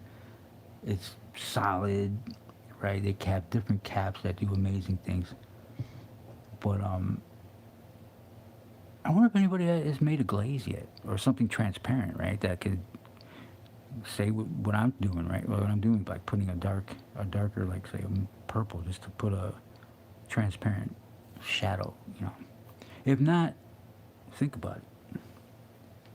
I haven't used aerosol, or they're so expensive, I don't even bother to look at their catalogs. I haven't used aerosol in a long time, but so if they do already make that product that I said, like a transparent glaze, then I did not know. So I am not hip.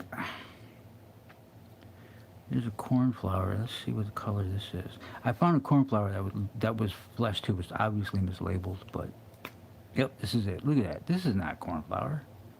Man, look how... This is a mislabel, dude. And I'm happy because look how it's like I could actually use this here. It's pretty much the same color, so it might, I'm just showing you a little bit just so you can see. It might be a little more saturated than that. So this is obviously a mislabel. I marked it flesh, but I need to keep it with my other flesh tones because. And I didn't purchase that marker. Maybe I did, thinking it was blue. Yeah, I did, because it was $1 back when I bought it. Oh, $1. Oh yeah, I had the, I think it was Pat Cadden's. Rest in peace, Pat Cadden. You, provided better than Michaels. Michaels is fine, though. I think Michaels did buy Pat Cadden's just to narrow the business down, seriously, because I noticed after Pat Cadden's closed down, it never reopened his Michaels, and the Michaels that did exist around the area, that it got bigger. So, and then I heard that they bought it out. Why would they have two Michaels in a similar area, right? I think that was the game plan. But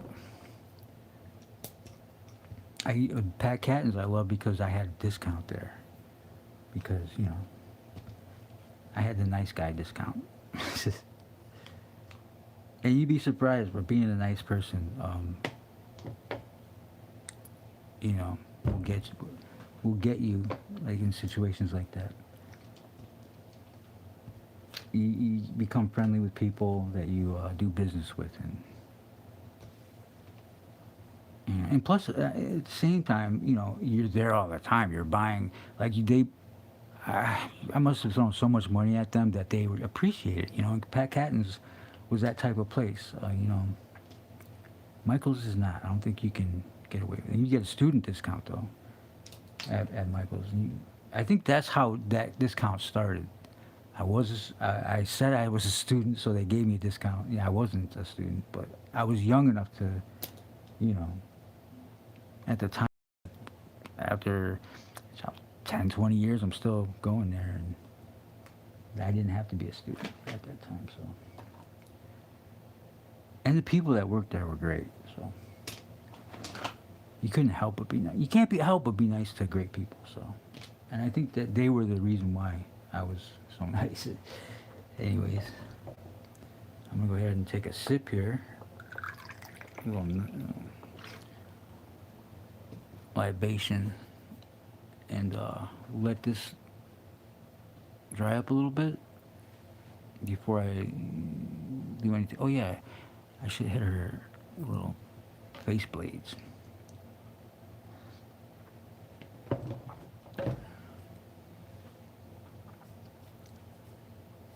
I gotta write this down. I'm copywriting this, guys. This will be a trademark of mine, so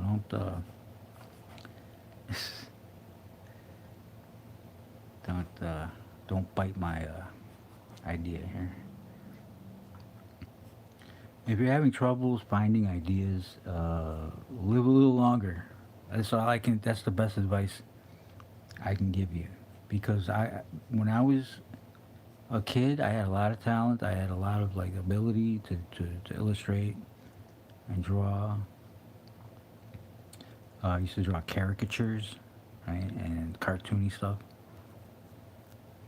But I had no ideas whatsoever. None. You gotta live. You gotta live. And you gotta see. You gotta see things that inspire you, ideas, right? And when you're young, you haven't lived enough, right? So I wouldn't so much focus on, I need ideas. You could do that. But man, it's a constipation, seriously, because you haven't lived long enough. What I would do is I would focus in on, learning a craft outside of ideas, and you'd be surprised on how many ideas you get from the act of learning your craft. And it might not be all great, but the great ones, or at least I think the great ones. When I say great, I don't mean, it's world changing, but at least the ideas that I think like, oh, are better than ones I've had, are the ones I'm having now. You know, you're older and you just like, I don't know if it's an accumulation or of like external um, interactions that give you a capacity for the ideas, or if it's the way you look at things after a while. Maybe it's a combination of all that. I don't know. I couldn't say. So what color was I using? I should have done this before I put that color down. Hopefully I kept it close. I think it's this one, right? Yeah, yep, that's it. Bing. Oh, these are so smooth. I love these.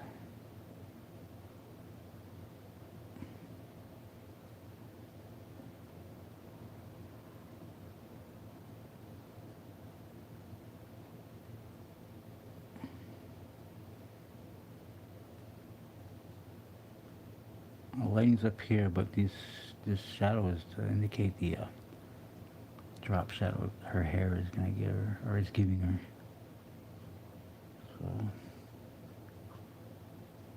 alright, I like that. I could use a darker, like a little more, but I could just leave it like that. I think it looks good. I might go find little places to put a darker shadow. Just, I don't know. Or not. We'll see what it looks like after I finish the skin, her skin here. Alright, now I wrote these colors down as I said earlier. There's sand,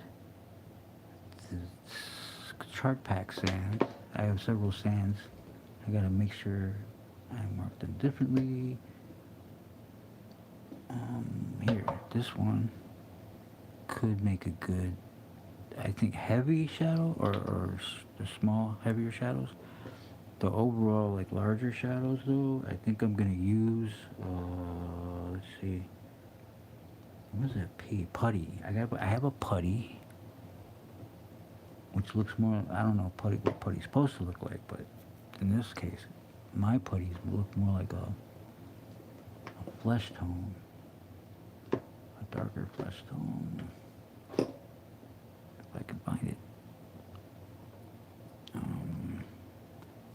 Being careful not to knock my markers off my drawing board here. Is this it? Oh, that's pink rose. I'll use that for some blush on her face and here and there. Okay, let me get rid of some of these markers that I don't need up here right now. I don't need this. I don't think I need the... Maybe I do need the sand. Let me see. I need... Is this... No, I need the chart pack sand. Yeah.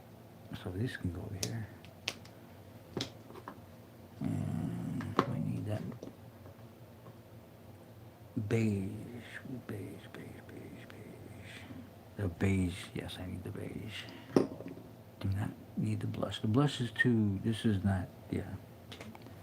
It's too saturated to look like I'm painting her dark pink, if there's such a color. And that dark umber out too. Put it there. We don't need the walnut, don't need this. Right? Nope. Yeah, I'm slowing down over here, but that's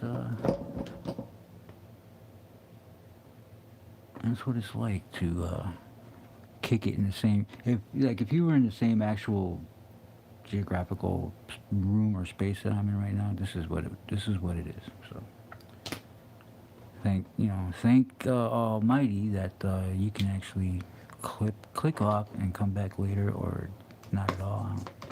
I don't know what you would prefer to do, but that is up to you. So. Okay, cool gray. Nope, I don't need that. Yeah, I could use a cool gray 60 to make that shadow I was talking about earlier. So we'll keep this out here. Sand I need, right? And I need the beige, which is this one, right? Yes. I'm looking for putty.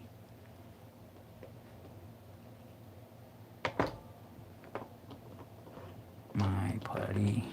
My putty. Okay, let me see. And I don't know why. I do not know why. Hopefully you guys can hear me. I'm over here mumbling to myself. I sound like a stuttering prick. All right, I'll find it.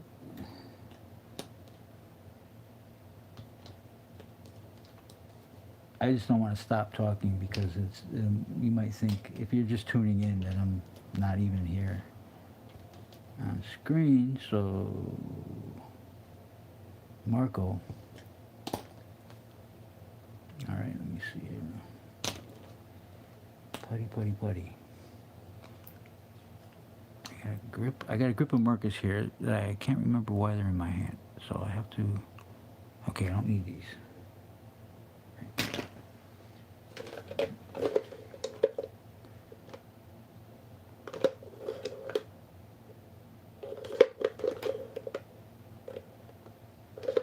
Salmon pink might actually look good.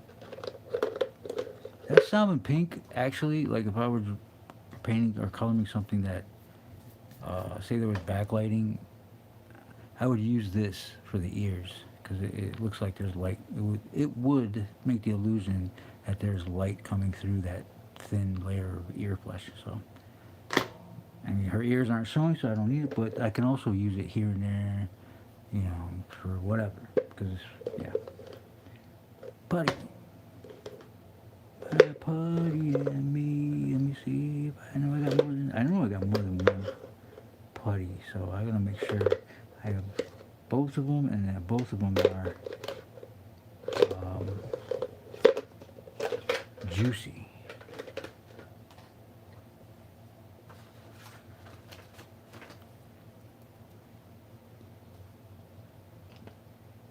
So, yeah, bear with me or not. It's up to you, of course. Far be it from me to pander to you staying if you got better things to do, right? So let's see. I'm going to find that putty. I will find it. By gosh, I'll find it. See?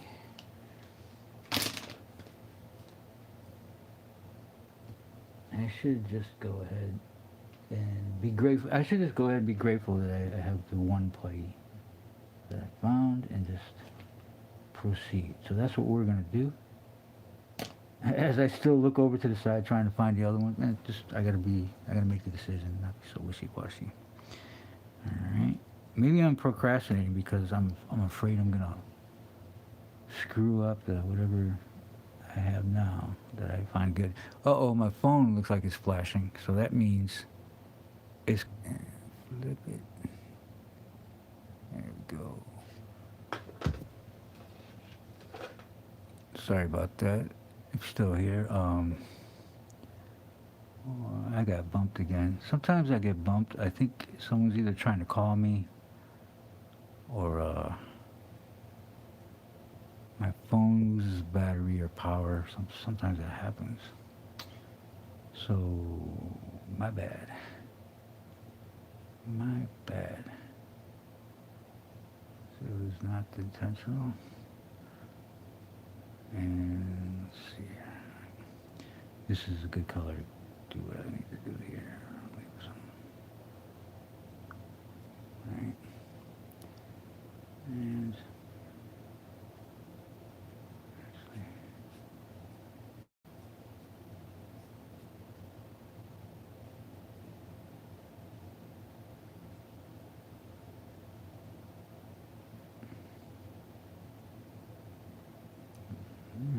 we don't need no underlighting there.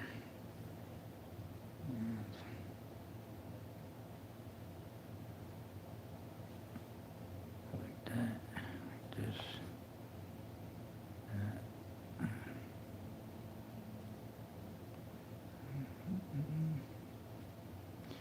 Yeah, sorry about that. I got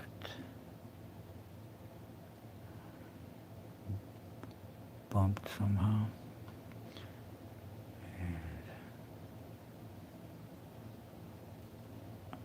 Sometimes, like that happens to me. So it happens to me a lot. At least The last couple of times I live streamed, I got bumped somehow, and it's like I'm desperate to get back because I don't want any viewers to think that I dipped because I didn't want to finish. So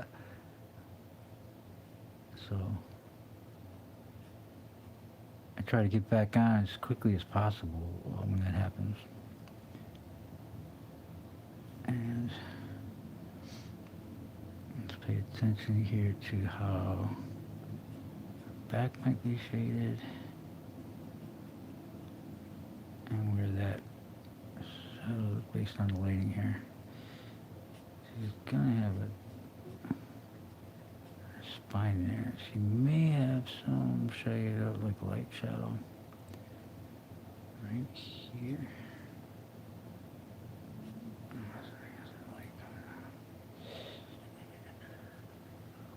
And she might have right there.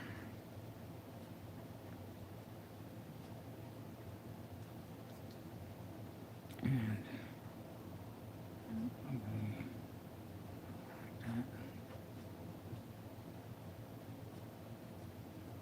Because there's like a little, like, I'll be honest with you. I mean, the only way I could describe it is where on a female, especially on a female, there's like a little bun, almost. If you have the right lighting, it almost looks like a little bunny tail, right? So the tailbone or whatever it makes, and it's two dimples. So I guess I'm trying to achieve that here.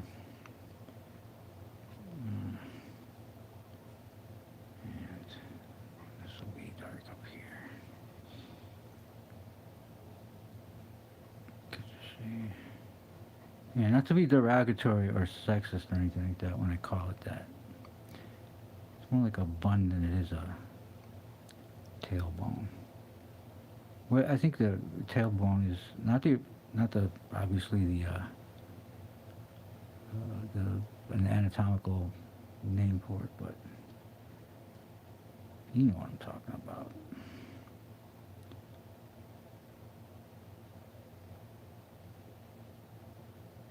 And how much of a shadow would that cast with that light up there? I think it would cast more shadow there. And we'll give her a little bubbly skin. Or skin or flesh? Flesh, right? It would be bubbly. What I mean by bubbly is, especially these days you'll notice, and some artists really lean into it. It's like if something is tight around the flesh, the flesh kind of bubbles out, especially in females. It's a little, it's just bubbly. I like that. It bubbles over that tight, whatever is tight on it. And it's supple and just nice. All soft and pretty. All right, so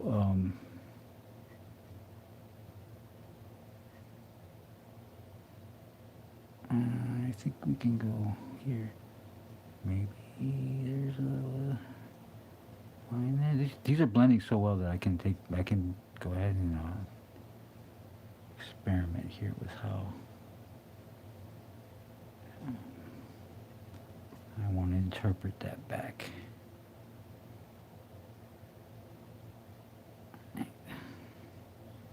How much? I don't have to try all that, really, to be honest with you. Oh yeah, like yeah, you need a little fold or crease right there just to show you how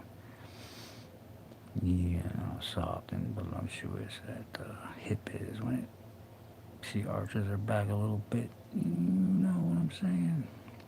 Anyways, I like it. Don't want to get too crazy. Maybe. Ooh, I almost don't want to do it now, but I'm gonna do it. Let's go. Bam! I need more shadow down there. And you can see what I meant about that streak when you go over something a little drier.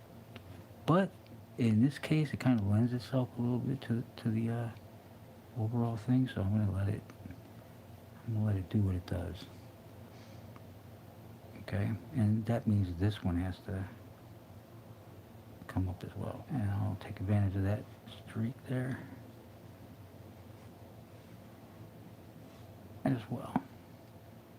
Yeah, that's better. That's better. So now we got that, and now that I'm at this stage and liking it, let's go ahead and make it a little darker here too. Now that I'm at this stage and liking it, I can notice that her hair can use a little bit darker parts. So her hair is I guess an auburnish brown. I think, yeah, auburnish brown. Let me know if that's the case. It's redder than a dirty blonde, which is pretty much a light. A dirty blonde is light brown, right? I don't know. We'll figure it out. But thus far, I'm kind of digging it. So, and I hope you are too. And if so, you know, there's a drinking game that I used to play years ago when Ancient Aliens first started out. Whenever the Sakalakis guy, whatever, would say or ask the question, and if so, man, you want to get sideways? That's the game to play. Because he doesn't always say it, but he says it at least 3 or 4 times in the show. And then the other one was what was the other one? Was it this? Or was it extraterrestrial? Because he would always ask that question. Of course it's just this, because, I mean, we've had extraterrestrial UFOs since the beginning of time, when man looked up in the sky and saw, a meteorite shoot into the atmosphere and shooting stars and whatnot. From the smallest tiny ones to the ones that go boom, right? So yeah, that is an extraterrestrial, and it is also a UFO, and it is invading, right? But it's not necessarily a conscious effort on its part to do so, and that's why people are so fascinated. At least what I think is that's why people are so fascinated with the possibility that one of these days, right, we're gonna catch one with people inside of it, and why not lean into that, both that fear and that curiosity, to capture the minds of the masses, not just for literature and for science fiction. That's where science fiction comes from, right? But to also maybe try to manipulate, manipulate people in their decisions and how they, I mean, it would how many people it would benefit?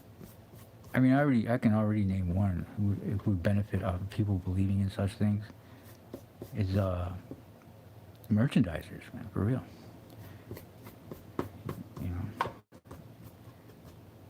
We make products, selling T-shirts with aliens on it. That's great. I love it. They're still making bank today. Yeah, actually, I actually have a story about an alien too, but I'm not going to talk about it because it was done. It was a pitch for a Star Trek. Shout out Heather Rontos. She probably thinks I don't like her because I follow channels of people that don't like her, but doesn't mean I don't like her. I mean, how can you not like her, man? I don't want to say anything negative about her, but or I don't know. She's a beautiful woman. How can you not like her, right? I'm okay. I'm attracted to Heather Rontos. I don't really give a damn what she has to say about anything, and that's what I didn't want to get in trouble for saying, right? I actually do. Her opinion matters. That's probably not why I like her. But hey, we can meet in the middle, Heather. And I have some Star Trek stories that you would definitely, if you're still working at IDW, that you would definitely, I think your company would benefit from having. And one of those characters in that story is one of those gray aliens. So if they ever do that in Star Trek, you heard it here first. But maybe they have, and I wasn't paying attention because I'm still too busy watching, TOS and Next Gen and, Deep Space, And oh my God, man, what was the last one? Not the last one, but the one with Scott Bakula. That show was great. That was, I think, the last good Star Trek series that they had. I saw some Orville. I like Orville. This is great. To me, that should be a Star Trek. But I don't know. Maybe either they didn't want to associate themselves with Family Guy, or or not Todd McFarlane, or Seth MacFarlane decided, nah, I don't need Star Trek brand. I am a brand, and he just, it fits so well in the Star Trek. When I watch it, I feel like I'm watching Star Trek. Seriously. And I haven't watched any new ones because I've heard, and I know you should judge for yourself. You watch it and see what. But from what I have seen, I almost just want to save myself from secondhand embarrassment from watching it, because I have seen scenes and okay. Let me not talk bad about the franchise. One of the franchises that I love, because I don't want to see that franchise um,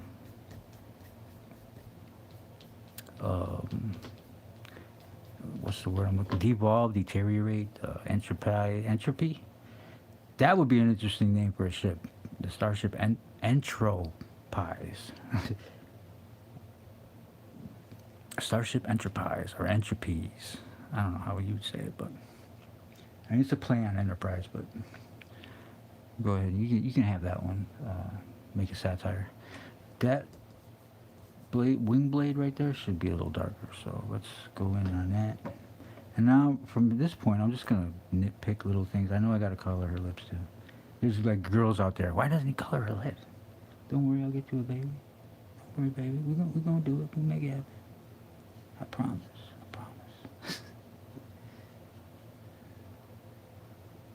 We'll save the best for last,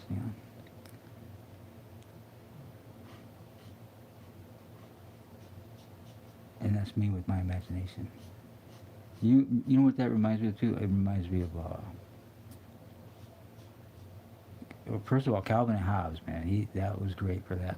But if you ask me, and there was a debate on this that someone had mentioned Bill Watterson as being the greatest cartoonist of all time, and I'm like, I will give you one of the greatest, because Chuck Jones, baby, Chuck Jones. Not to mention Chuck Jones was the kind of the first guy who created, and there would be no Bill Watterson without Chuck Jones, because you have to be influenced.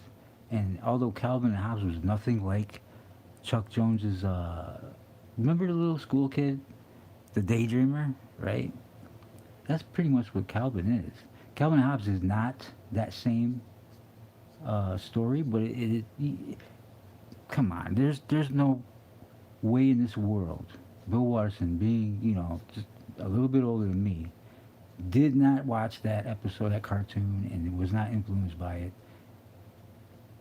And I love like noticing that in other creators' work, their personal work. I love seeing the influences, because it's not a ripoff. It's just, you can see, oh, he touched that. It touched him in a way where, you put two and two together and you think to yourself, and yeah, there's no way he wasn't inspired by that. And yeah, it's Calvin Hobbes. So good, man. So funny, and I love Bill Watterson. That man It's like Robert Crumb. He ain't selling out for nobody. You know, he's got he's got integrity, and it's hard to do. And what did I watched Robert? If you have Tubi, pretty sure you can access it. It's free. Go ahead and hurry up and watch Crumb. They have Crumb. Right? It's a documentary about Robert Crumb, and it is one of the best movies or documentaries of all time. And it's it's almost hard to watch sometimes because just watch it. Just watch it. His brother, like he go. It's very like when you watch the movie, you watching it and you're almost like, oh my god. It's so honest, and it's honest to a point where it's almost like you too honest, right? But Robert Crumb, the man is like, hey, listen, because if you're familiar with his artwork, he does a lot of really interesting art. Let's just put it that way. And he's, the way he draws women, the way he draws like he can make comedy out of very personal. There's a good word for that. That movie is very personal, and it's almost like you're when you watch it. At least when I watched it, I was like, wow, this guy's giving up a lot of information that, first of all, not anybody really wants to hear or cares about, but he ain't ashamed to talk about things that most people would probably be ashamed to admit.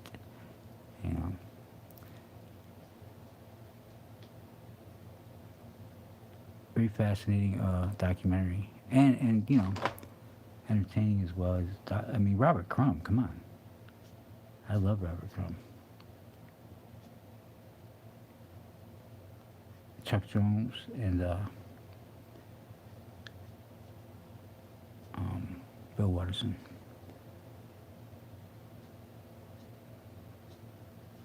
So yeah, go to Tubi and watch that if you haven't seen it. And if you have seen it and don't have anything good to watch, then that's a good movie. So, or documentary rather. It's entertaining, and it's just cool because he actually draws. Like, you get to see him draw in the movie, and you get to see what he's famous for, and you get to see other people in his life.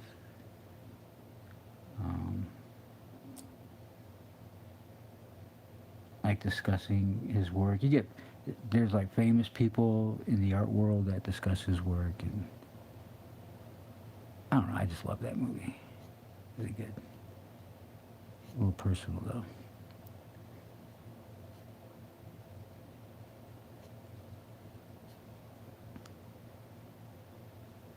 Just go ahead and noodle around here just to fuss with maybe creating a little bit more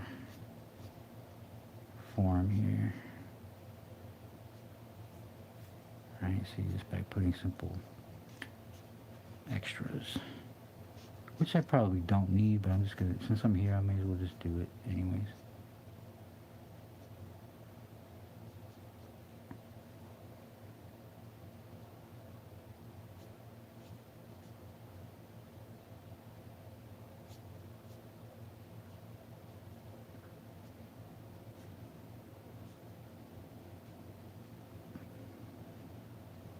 Holding my breath from time to time to make sure I throw that line down correct, or is correct. And what I mean by that is the spot that I want it to be thrown down on. Oh yeah, I did mention I got and I actually made that hair go over, but like the hair, that should have been, that part, there's like this little wedge here, should have been this color. You can see it back here. But I forgot because it's hard to tell. It was hard to tell. Maybe I'll gouache it and go back in there. Maybe not. I don't know. But I do know for a fact her hair in some places needs to be a little darker. I feel that way. Maybe not. I gotta stand up and check it out. Let me do her lips first. For that one girl out there who's like, as if, as if there's any girls in the room. Okay, what color? Pink rose? Wow, look at that. See, look at that. That's pink rose. There's no color. But then again, I did refill it, so. Let me not make fun of the product, because that's my bad that it looks like that. But yeah, those nibs, actually, you can, like, if one of your nibs of these breaks, you can just pull it out and take a marker that's dried out. Of course, you have to clean the nib, but they're easy to clean. To put it in alcohol, and the ink pulls out of it, and, hopefully you can get as much of the pigment out of the nib so that you can actually use and replace. I've done that before several times, so I guess that's a tip, right? Good tip for anybody using this type of medium. If you didn't know, now you know. All right. Maybe we'll use the blush for her lips. Since the blush is way too, it's way too saturated for actual blush, but it's not too saturated for lips, right? See, can you imagine if I use this color for blush? She'd look like a clown, right? She'd have a round circle. Just put 2 round circles on her cheeks. That'd be clownish. But that is a nice color for them lips, right? So, at least I think so. Now, we can go crazy. As if, we're not already. Especially when you try to work on this artwork, you have to pay attention to so much detail that it could actually qualify. We'll go in there and make her irises a little darker with this gray. I think it's 20. French gray, 20%. It's also more diluted because if you ever noticed, when I have a piece of tape over one of these markers, it's because I refilled it. Pull it out, so that actually might be not dark enough, right?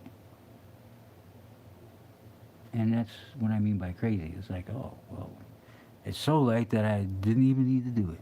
And why would you do something you didn't need to do?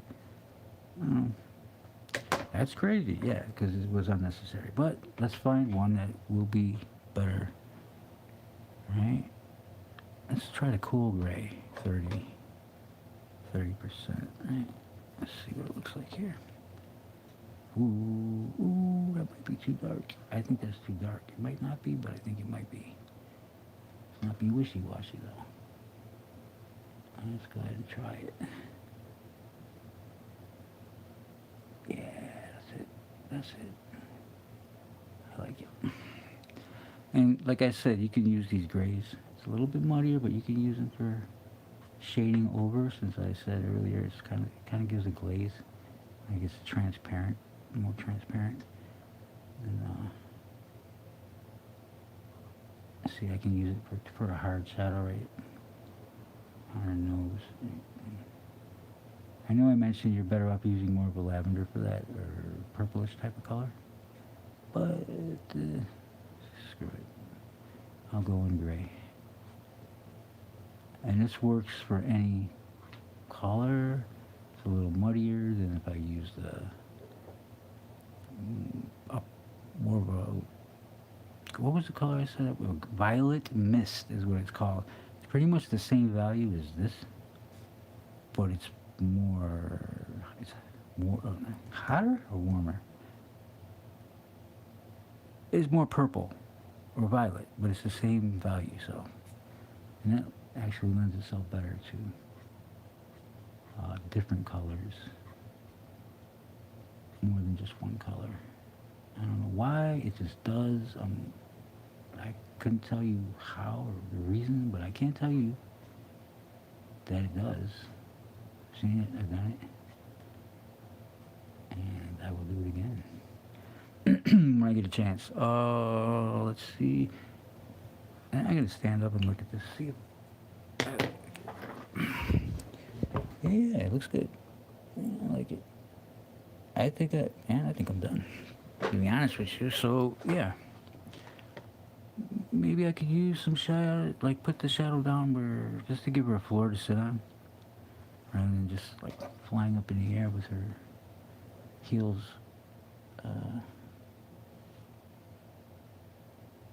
clicking her heels to her buttock there. I can give her a floor to sit on with this same cool gray. Alright. And then after this, we'll be done. I'll sign it, and I'll sign it, sign out. I don't know if I'm gonna do the other illustration I talked about earlier, because I think I did enough time here. But I will come back, because I am going to work on that illustration after this, so I might start a new stream. And yeah, you can join that if you want. I'll be drawing the darkness. See, there's streaks I'm talking about, but since it's shadow, it's not as important that any shadows could be.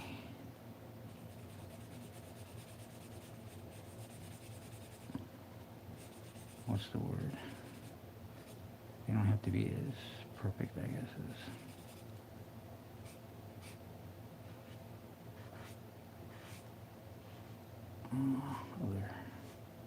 other areas.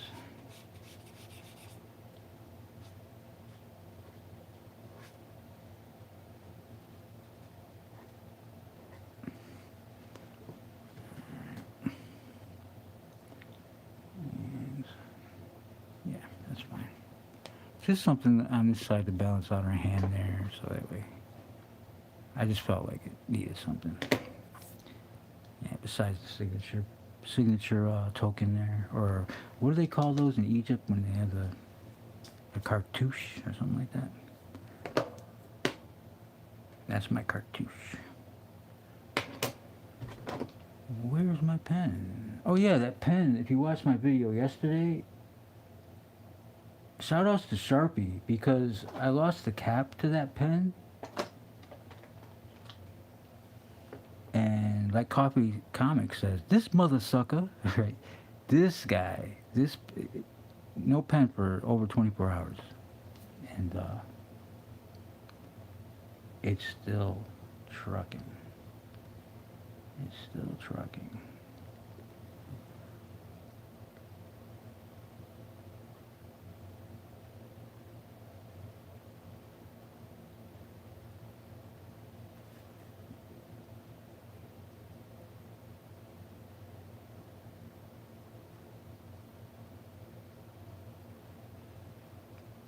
You might wonder why I'm putting so much time and care into this.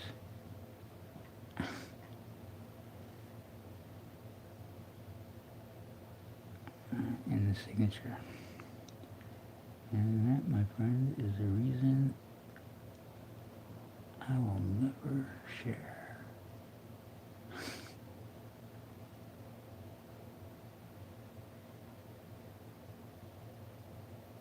It's not a reason that you probably can't figure out, but I'm not going to tell you this. But I can't tell you guys everything. You know, leave some things up to your imagination.